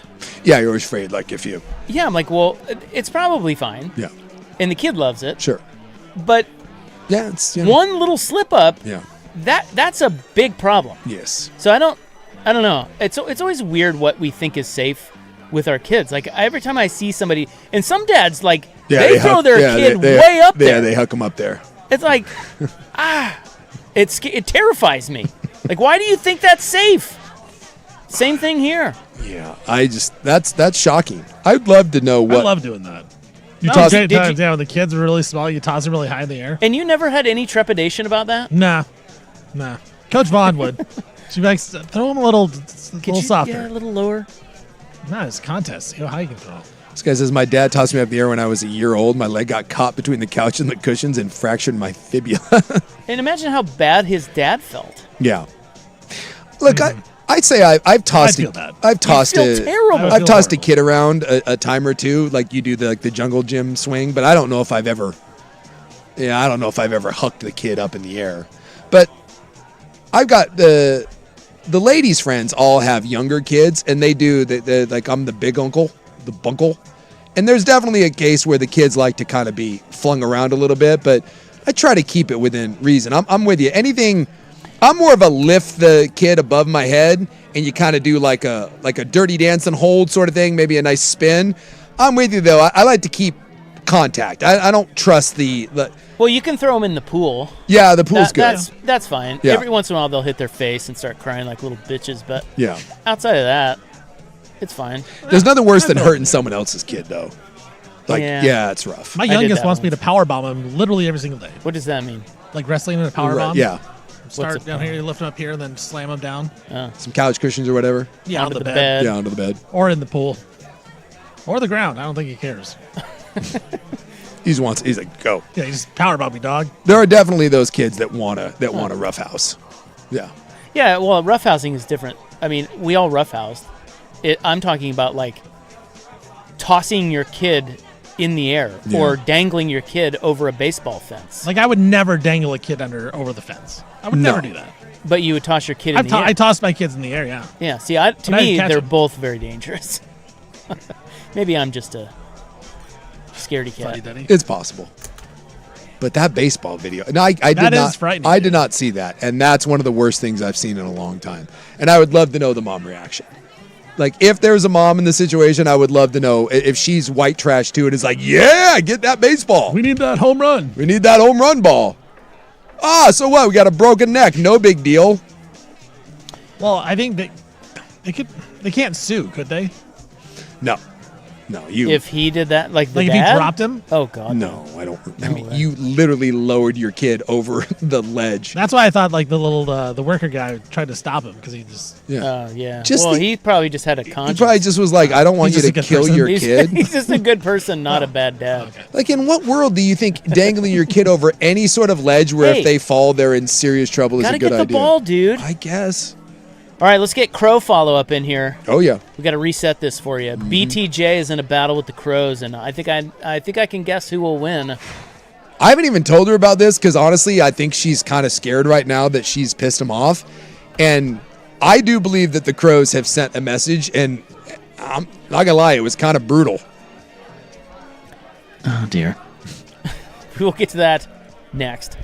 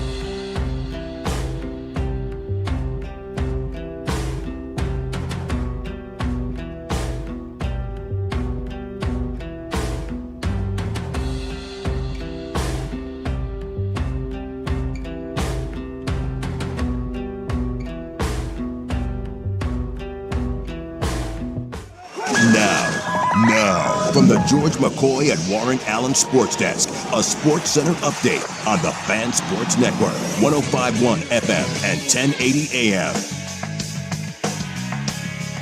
First on the Fan, NHL Stanley Cup Game 4 going on right now in Las Vegas. Vegas up 2-1 in the series, but the Hurricanes, they are up 3-1 just here at the start of the second period, looking to tie up the series and force a Game 5. In the NBA Finals, the Spurs beat the Knicks last night, 32 points for Victor Wembanyama. Knicks still up 2-1 in the series as we head to Game 4 tomorrow at MSG. Knicks are a 1.5-point favorite in the game. The 99th District Court in Lubbock County, Texas, which is where Texas Tech is located, has scheduled the gambling trial against Brendan Sorsby against the NCAA. The start date, February 8th, 2027. That's 2 weeks after the College Football Playoff National Championship. Cincinnati Bengals have restructured quarterback Joe Burrow's contract. By adjusting the deal, the Bengals gain about $10 million of cap space for the upcoming season. And Los Angeles Rams left tackle Alaric Jackson, he was arrested on a felony domestic violence charge. Back in 2025, the Rams and Jackson agreed to a 3-year, $57 million contract. I'm Stephen Vaughn from the George McCoy at Warren Allen Sports Desk. Don't call your mom. Call George McCoy at warrenallen.com.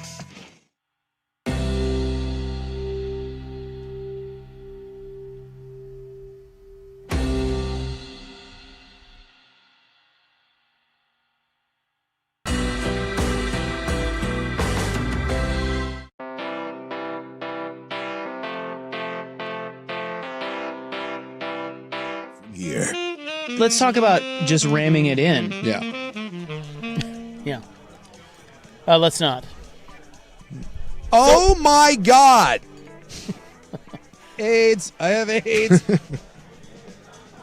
So, oh dear. Now to the world of Secanic. Yeah. It's getting spicy in the backyard. So the BTJ is fighting with the Crows. Yes. And the Crows, as we know, are not to be messed with. As a matter of fact, the Bird Alliance of Oregon has told us, do not look them in the eye. No. They hold grudges. They know who you are. And they will come after you. She has interfered in the crow versus rabbit situation going on in my backyard. Yeah, so the crow was trying to take a dead rabbit or a baby rabbit or something. Yeah, one crow swooped down, and we got some rabbits that live like in our shrubbery. And they just hang out there. The dog chases them. It's like, whatever. It's like he's too slow to catch any of them. Well, one of the crows swooped down, drilled one of the baby rabbits. And this was in front of the missus. And she, like, freaked out. Then a second crow came down and had one of the baby rabbits pinned to the ground and was pecking at it. She came over, interfered, shooed the crow away.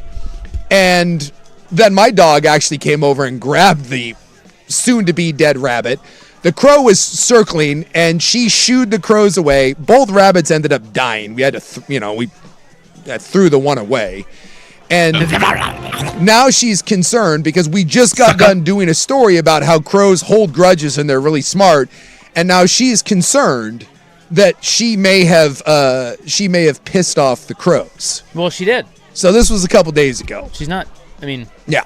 She's not concerned. No. She definitely pissed them off. The crows were circling, and I was like, why didn't you just give them the rabbit that she was eating? And she goes, well, I didn't.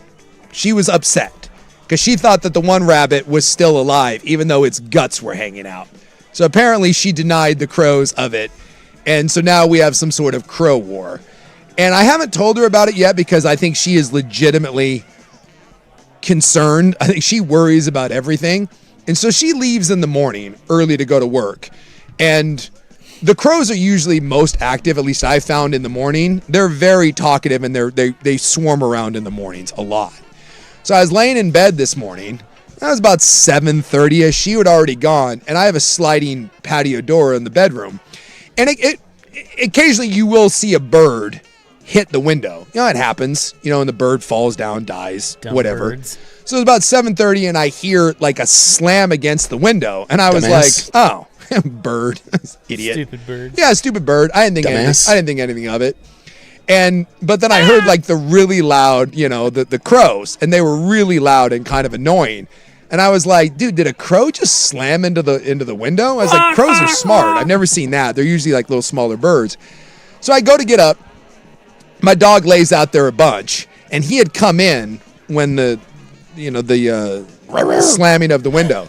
So I go out on the porch to see what was up, What is laying? And then, by the way, this is second story, so it's not like it could have got up there on its own. What was laying on the porch is an absolutely torn apart, mutilated little baby rabbit. Ooh.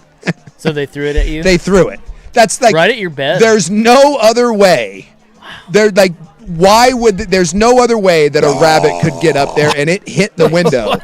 I do believe that a crow threw a dead carcass at our window. Dude, and it was just laying there on the I gotta porch. tell you, I love this. I was kind of impressed. I'm not going to lie. That's high and tight. I was kind of like, dude, that's kind of badass. Like, but now I don't really know, like, if I should even tell her, because that's kind of... Don't tell her. That's a clear message. That's a clear message, right? Like you literally went to the... Why would a crow go to the porch to mutilate a rabbit? Yeah, don't tell her. Just offer her morning coffee on that porch tomorrow and see what happens. Put a little table and chair out there and like, hey, honey, I got you. Yeah, let's have. Why don't you just hang out? I'll be right back. Do not leave her out there by herself with the crows haunting. Yeah, because there are times the crows will sit up on the perch right there, and they'll sit out there in the morning and they kind of make some noise, and it's no big deal. Like the dog usually goes out there, barks at him, it scares him away, whatever. I've been living there for 10 plus years. I've never seen something dead turn up on that upper porch, lower porch all the time. But the fact that porches must be nice. The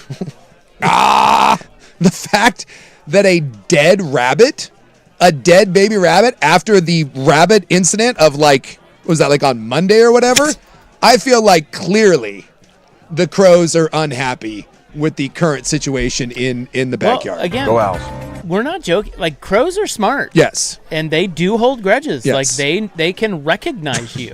They can. This is a thing. Yes. And she goes out on that porch all the time. What is happening? She loves that porch. So herein lies the question. The crows are like, yeah, I know you're out here. Are you raising your voice Check again? this out. You didn't like me taking the rabbit. Well, guess what? Got another one. Well, I hope they keep doing it. I hope they force you to move. No offense, but I think it'd be cool. Are we Team Crow right now? I'm Team Crow. Get out of here. Crows are badass. I just want the crow. Is there a way I can let the crows know? I feel like I should start feeding the crows. I want the crows to know, hey, I didn't have anything to do with this. Yeah, you need to get in on their good side. I got nothing to do. Well, that, and I'm kind of worried that they're going to like peck the eye out of the dog or something. Like, I'm afraid he's going to be out there one day and they're just going to swarm down, because it's not just like one or two. It's a group of them that are out there. And when I thought about taking a photo of the rabbit, but then I was like, yeah, it's kind of gross. Apparently they did a number on that sucker. You could serve them scrambled eggs in the morning. Oh. Apparently they like scrambled eggs. They like scrambled eggs? Yeah. Oh, okay. Give them scrambled eggs. How do I do? They'll be your best. It's like a peace offering. Do I just put them like on the porch, or do I just like fling them up into the tree? I don't know. Yeet. Let's put little crow chairs out there. I don't know how all that A works. little picnic. Invite them over. We got like a hummingbird feeder. Can I just put a crow feeder? You just set a blanket out, like a little picnic in a basket. Yeah. Let them go for it. All you can eat eggs. They will think that's delightful.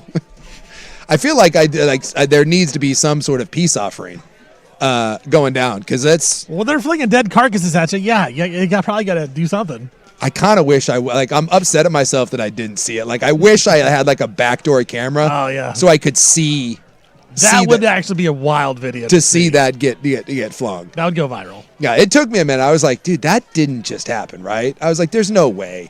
And then I kind of sat there and I was like, how else did that occur? I'm like, that had to have happened. Unless someone's trying to set up the crows. Unless someone's throwing a dead rabbit like one of my neighbors. It's chicken. Here's a text that says, dude, I had a crow pecking at the plastic ceiling of my detached garage a few weeks ago. So I chased it off, and I was dive bombed by another crow. Yeah. Since then, my truck has been crapped on severely every day. I'm telling you. Someday it's a whole thing. They hold grudges. I'm sorry. Well, you need to get yourself out of this situation. BTJ, I think she's in too deep. You might have to sacrifice her. What if you threw her dead carcass at them? What if I just let her out there and they got to peck at her for a while? Can she just go out there and stand, look up at the sky, and just apologize? I'm sorry. You need to pay your penance. Well, I think the scrambled eggs. I had no idea they liked scrambled eggs. They also like it. It appears they like. Oh damn it! Hold on. Well, I know they like those damn Star Jays. Unsalted shell-on peanuts. I feel like these crows are carnivores. I mean, I could sacrifice another rabbit. They do like there are a lot of those. Meat scraps, hot dog slices. Oh yeah. Cat nibble or cat kibble, small dog. I feel like these crows though don't want to be fed. Like they want to hunt.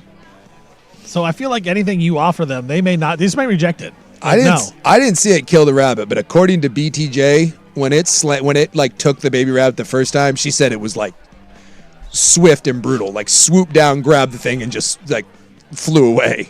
She was shocked by it. I'm with Rob. You might just have to move. Yeah, I think that's the only option. It's either move or sacrifice the BTJ and toss her carcass at Toss her them. down. Yeah, got no choice. Sorry, What else babe. are you gonna do? Yeah. How else are you gonna solve this problem? All I know is there's a lot of murder that goes on in my backyard. Possums, raccoons, squirrels, hawks, crows. Stuff goes down back there. Says here, crows like Asian lady brains. That's their favorite. That's I really thought about Mix in with the eggs, or I was this close to taking a photo and sending it to her, and I was like, I can't do that. She won't go outside. I feel like if she finds out about this, I feel like she is not going to want to go outside. Who do you think I am? I feel like she will be in a constant state of panic. And that's going to lead to me having to get involved, and I don't want to be involved.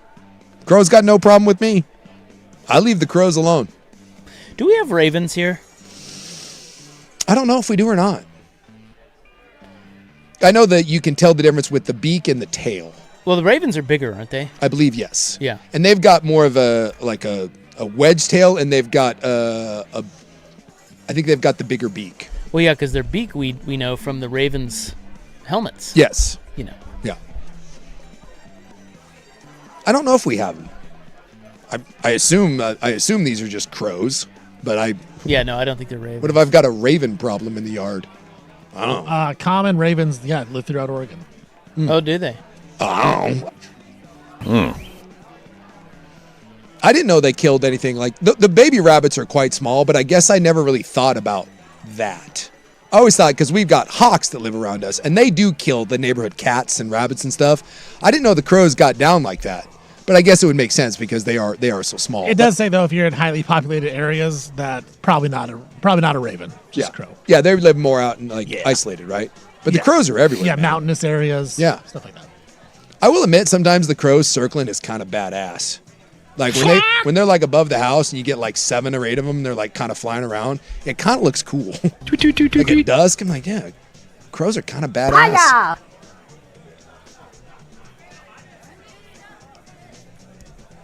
Meow. By the way, the dead rabbit may have gotten thrown off of the porch. By the way. Yeah. Well, what do you mean? Of course it did. Yeah. What are you going to do? What? Well, normally like I would just kind of throw it away, but I had some elevation and this one kind of just went. Yeah, you just flung it. Yeah, just kind of. Where that went, who's to say? But wow. From my elevated perch, that thing got hucked. All right, golfers in Los Angeles are under fire. Is it the crows again? Do you have any guesses as to why? Are under fire. Yeah. Oh my God! No, I have no idea. Like, what would? Right? Yeah. I mean, nothing in LA is really scary, right? Mountain lions? Until there's a Pro V1 coming at your nugget. Oh boy. We'll get to that story next.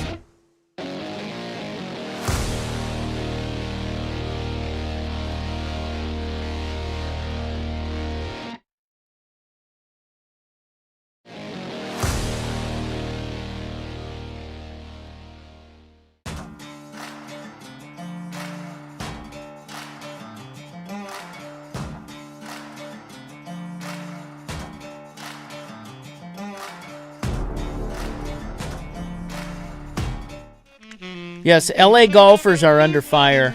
It's not all LA golfers. Just some of them. It's just some LA golfers. The douchey ones? Well, it's not a very sympathetic group, by the way. Like, if you were trying to raise money for a cause and you said LA golfers, like, yeah. Not certain if I'm donating to that one. Well, these guys are on Instagram, and they have about 45,000 followers on there. So they're doing bits. Sure. Okay. They're on there doing bits for the IG. Mm-hmm. And what they're doing is, and they clearly have good golf swings. Like, they are good players. Sure. Because you have to be able to hit the ball pretty well to do what they're doing. Yeah. But they are teeing up balls and hitting them. Oh, I've seen this. All around the city. Yeah, into buildings, traffic, all they're that. They're hitting them into traffic. They're hitting them into neighborhoods. Yes. They're hitting balls in the city, in LA. And people are freaking out. Yeah. You, by the way, you have every right to be pissed about that. I would be livid. You imagine driving, like, this is always a little, and I'm sure it happens sometimes, it's never happened to me, but I've thought about it, like, when you're playing out at Langdon Farms, there's a couple holes that are right side by side with I-5, and you know, you're a bad golfer and you slice one, you know there's some cars driving that have taken one of those off the windshield. Yeah. I-5's pretty far away. Yeah. It's further than you think. Is it? Like on hole 11 there. Because yeah, when you're there, it feels like it's well, close. It looks like it's right there. It sounds like it's right there. But Yeah. to hit a ball over there, it's you really way gotta over slice there. it. But yes, there are a couple of roads where you can nail a car for sure. Yeah. Not I-5 necessarily, but yeah. And then so they're just doing it all for the gram, and the cops aren't doing anything about it. Everybody's complaining about it. Like, you got to stop these guys, and they're like, They're not doing anything? Not yet. Oh my God. I would think that would be one of the first things that you do. Like, how is that allowed? I would think that is extremely dangerous. It's also a good way to get your ass kicked. Like, except that they're hitting long shots. Like, you can't really don't really know where it's coming from. And by the from. way, you don't know where it's coming from, and they're setting up in places where you can't get to them. They're just rifling balls down into the masses. I just saw that today for the first time. I saw like a clip of them and different things, and yeah, and it looked like they were just like they're in the city. They're hitting off concrete. Yeah, people love it. People think it's great. People love it. Well, the other thing about it is too, when you look at their videos, How many people love that? You can't really see where the ball ends up. So it's like you don't see can't. the result of what they're, That is true. Like, so that's kind of dumb. Yeah, you do. You just it's the camera from behind and they just whack it. Yeah, so it's like, all right, maybe that's fake then. Why do people think that's good? I have no idea. Like, what about that is dumbass? I don't know. I've never understood, and this is like the whole social media thing. The amount of times that people are doing like horribly dangerous and scary things, or just really annoying, inconvenient, and somehow we think that's hilarious. I've never understood that. There was someone I know, he went to jail. They finally got him. He was taking now they were sterile, they were brand new, and there was nothing in them, but they were little insulin needles, for like diabetics.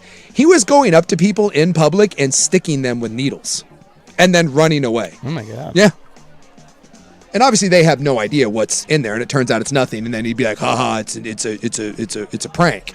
And they ended up catching the guy, and because he was uploading the videos himself, and I think he ended up, I don't know what happened to him, what kind of jail time he did, but yeah, there was someone actually doing that.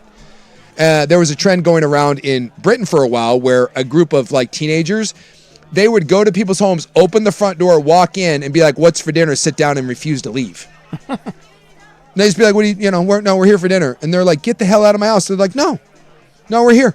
And they would film it, and they would just barge into people's homes. And I'm like, I guess in Britain it's a little bit different, but like in the U.S. it gets shot. Like I don't know what I would do if some like teenager walked into my front door, just opened my door and refused to leave my house. It wouldn't end well. It wouldn't be like, ha ha. There's nothing that's going to penetrate that face. What if he barged in and said this? I need to see dong. What'd you do? Well, and then he said, no dong, no believe. I have no choice. You got to whip it out at that point. Well, you do. Yeah. That's more than 6 inches. And I bottomed out on that thing. But yeah, the amount of people that this goes back to my why Lincoln, old Stevie Fires kid, is my hero.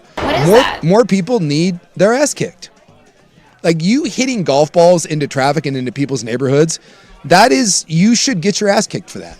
You should absolutely get punched in the face. And especially for some, you're doing it for the sake of Instagram. Ha ha, hilarious. Until someone actually gets hurt. And they are posting it. So what if, They're not hiding their faces. No, they're just out there. It's all fun and games until someone, again, takes one off the dome and then you're like, oh crap. Tell you what, a couple good golf swings in there though. Yeah, you like it? Yeah. I mean, those are nice. Those players, they look like high school players, or like small college players. Sure. Yeah. Rob appreciates it. He's like, Yeah, well, it's a nice swing. That's not so bad. So that makes it better. Now, if it was Slide in their DMs. Hey, do you teach me that swing? So if it was a bad swing, then you would be offended by it? Yeah. I think I would. Yeah. More offended. I'm more offended by that swing than I am you hitting balls into traffic. Excuse me, officer. This guy's a terrible swing. Can you arrest him? Yeah, what are we doing here? Yeah, he broke my window, but, I'm not worried about the window. I can replace that. But that swing, my God, you felt the need to put that on Instagram? The swing is horrible. Yeah, they're hitting balls off of parking structures, sidewalks, rooftops, parks. The dangerous trend has left locals terrified of a catastrophic accident that could claim lives. Well, I mean, a driven golf ball leaves a club at well over 100 miles per hour. Hitting one into a windshield isn't a prank. It's a random act of violence that could kill someone. Yeah. I'm sorry. And that's what I'm saying. Like, I know that it's ha-ha, but on the off chance that that's what I think about, like, at Langdon Farms on 11 there. To me, that's always seemed closer. And I'm like, dude, what if you're driving and you hit someone's windshield? A number of years ago, I was going down 164th in Vancouver, and I was getting a burrito, by the way. So I was excited about this burrito. I was like, yeah, man, got a nice burrito. Gonna be great. And was going down. So we're going on, 164th, going like 45, maybe 50 miles an hour. And the car coming the other way threw a bunch of eggs. Ooh. And it drilled my car. I remember that. One, it cost a lot of paint damage. I mean, it absolutely destroyed my paint. But the scary thing is that when you're going 50 miles an hour, when those things hit your windshield, you can't see anything.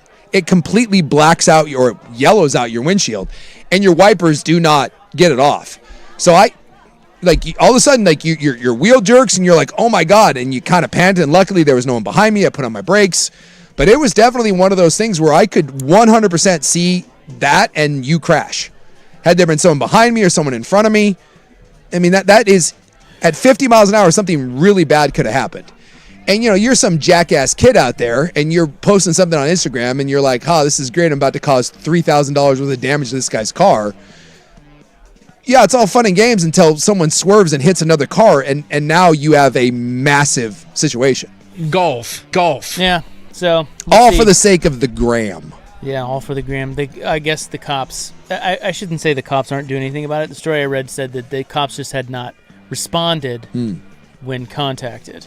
Well, and you would think that posting videos of it they'd be it's the world's easiest crime. The amount of people that are posting their own crimes to the internet is shocking to me. And it happens all the time.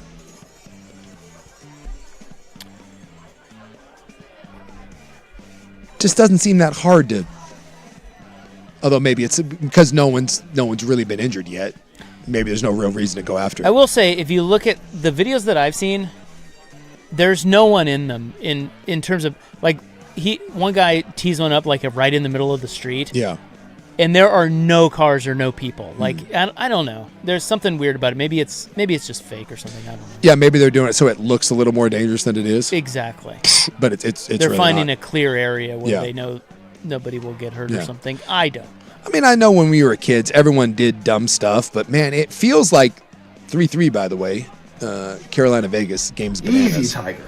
It does feel like maybe with like the invention of Jackass, because they got a new movie out. Like, they're still doing it. Final one. Well, I can't wait. Oh my ass. Yeah. I can't wait. Dude, I love the Jackass movies. They're so funny. Are they still good? I mean, I remember they had a moment, but are they still doing? They did a movie maybe like 4 years ago. I feel like 3 years ago. I watched that. Yeah. And they've got new. They got new dudes. Because a lot of the older guys can't do, like, Knoxville's not allowed to do any stunts. Or they're dead. Yeah. Yeah. Some of them are dead, but like Knoxville is, like, he can't. Like, he'll die. He'll die.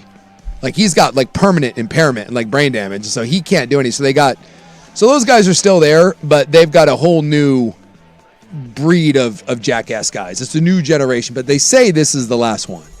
But it does feel like now with Jackass, that was kind of the start of it. Now that you're willing to film anything. Yeah, because that generation had everything, had all that stuff, had like Punk'd. They had all those like troll shows where they're just, making fun of people and doing pranks on people. And now it's turned into a whole thing where we're okay with pranks. And that's the way to get clicks and make it go viral, things like that. Yeah.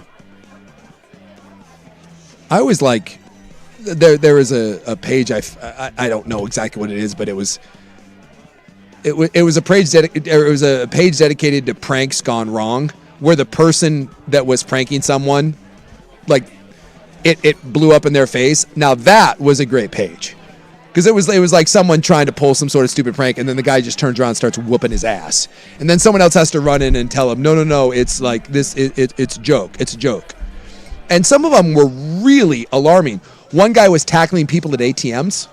He was going up to people at ATMs and like wrapping his arms around people. And you're like, oh my God. Like in what world? In what world is that a good idea? When someone's pulling out cash and you go up behind them like wearing like a ski mask and you grab them. And one guy got shot and he said he wasn't going to stop. He had on his phone, and it was a computer voice that said some really dumb message, like, hubba my chubba or something like that. And he was this really big guy, and he would go up to people at like the mall, and he would get chest to chest with them, and he would just hold out his phone, and it would just repeat this message over and over, some stupid hubba my chubba. And he was this big, huge guy. And one dude who I think was at a fast food place at the mall picking up a DoorDash, he kept telling the guy, leave me alone, leave me alone, leave me alone. And the guy kept bumping him, going up to him, standing over him. Guy pulled out a gun and shot him. I just don't know how I would react in that situation. Did he die? No. And he even said, he was in serious, like a collapsed lung, shot him in the chest. And afterwards, like, the guy said that he was not going to stop prank videos. He's like, no. Because someone was like, dude, did you learn a lesson here? And he goes, no, I'm not going to stop. I'm just going to keep doing it. You know how much Johnny Knoxville's worth? Oh, tens of millions of dollars. $50 million. $50 million. Pretty much all off of Jackass. Yeah. Because he founded it. And he has to use a catheter. He has like brain damage. And I think he's like partially blind in one eye. You think that's worth it? I'm good, man. You taking that? Nah. Yeah. I'm all right. Yeah, I would. You would? Yeah. I'm good. He probably is really sore. Yeah. He's got a lot of issues. Yeah, well, then he just heals himself with cash. That's true. Gonna die young. Just rubs cash on his body parts. I got to put a tube in my penis the rest of my life and probably can't have sex. Nah, I'm all right, man. All right, everybody, you all MFers have a great night, okay? We're back tomorrow, 3 to 7 on The Fan. Good night.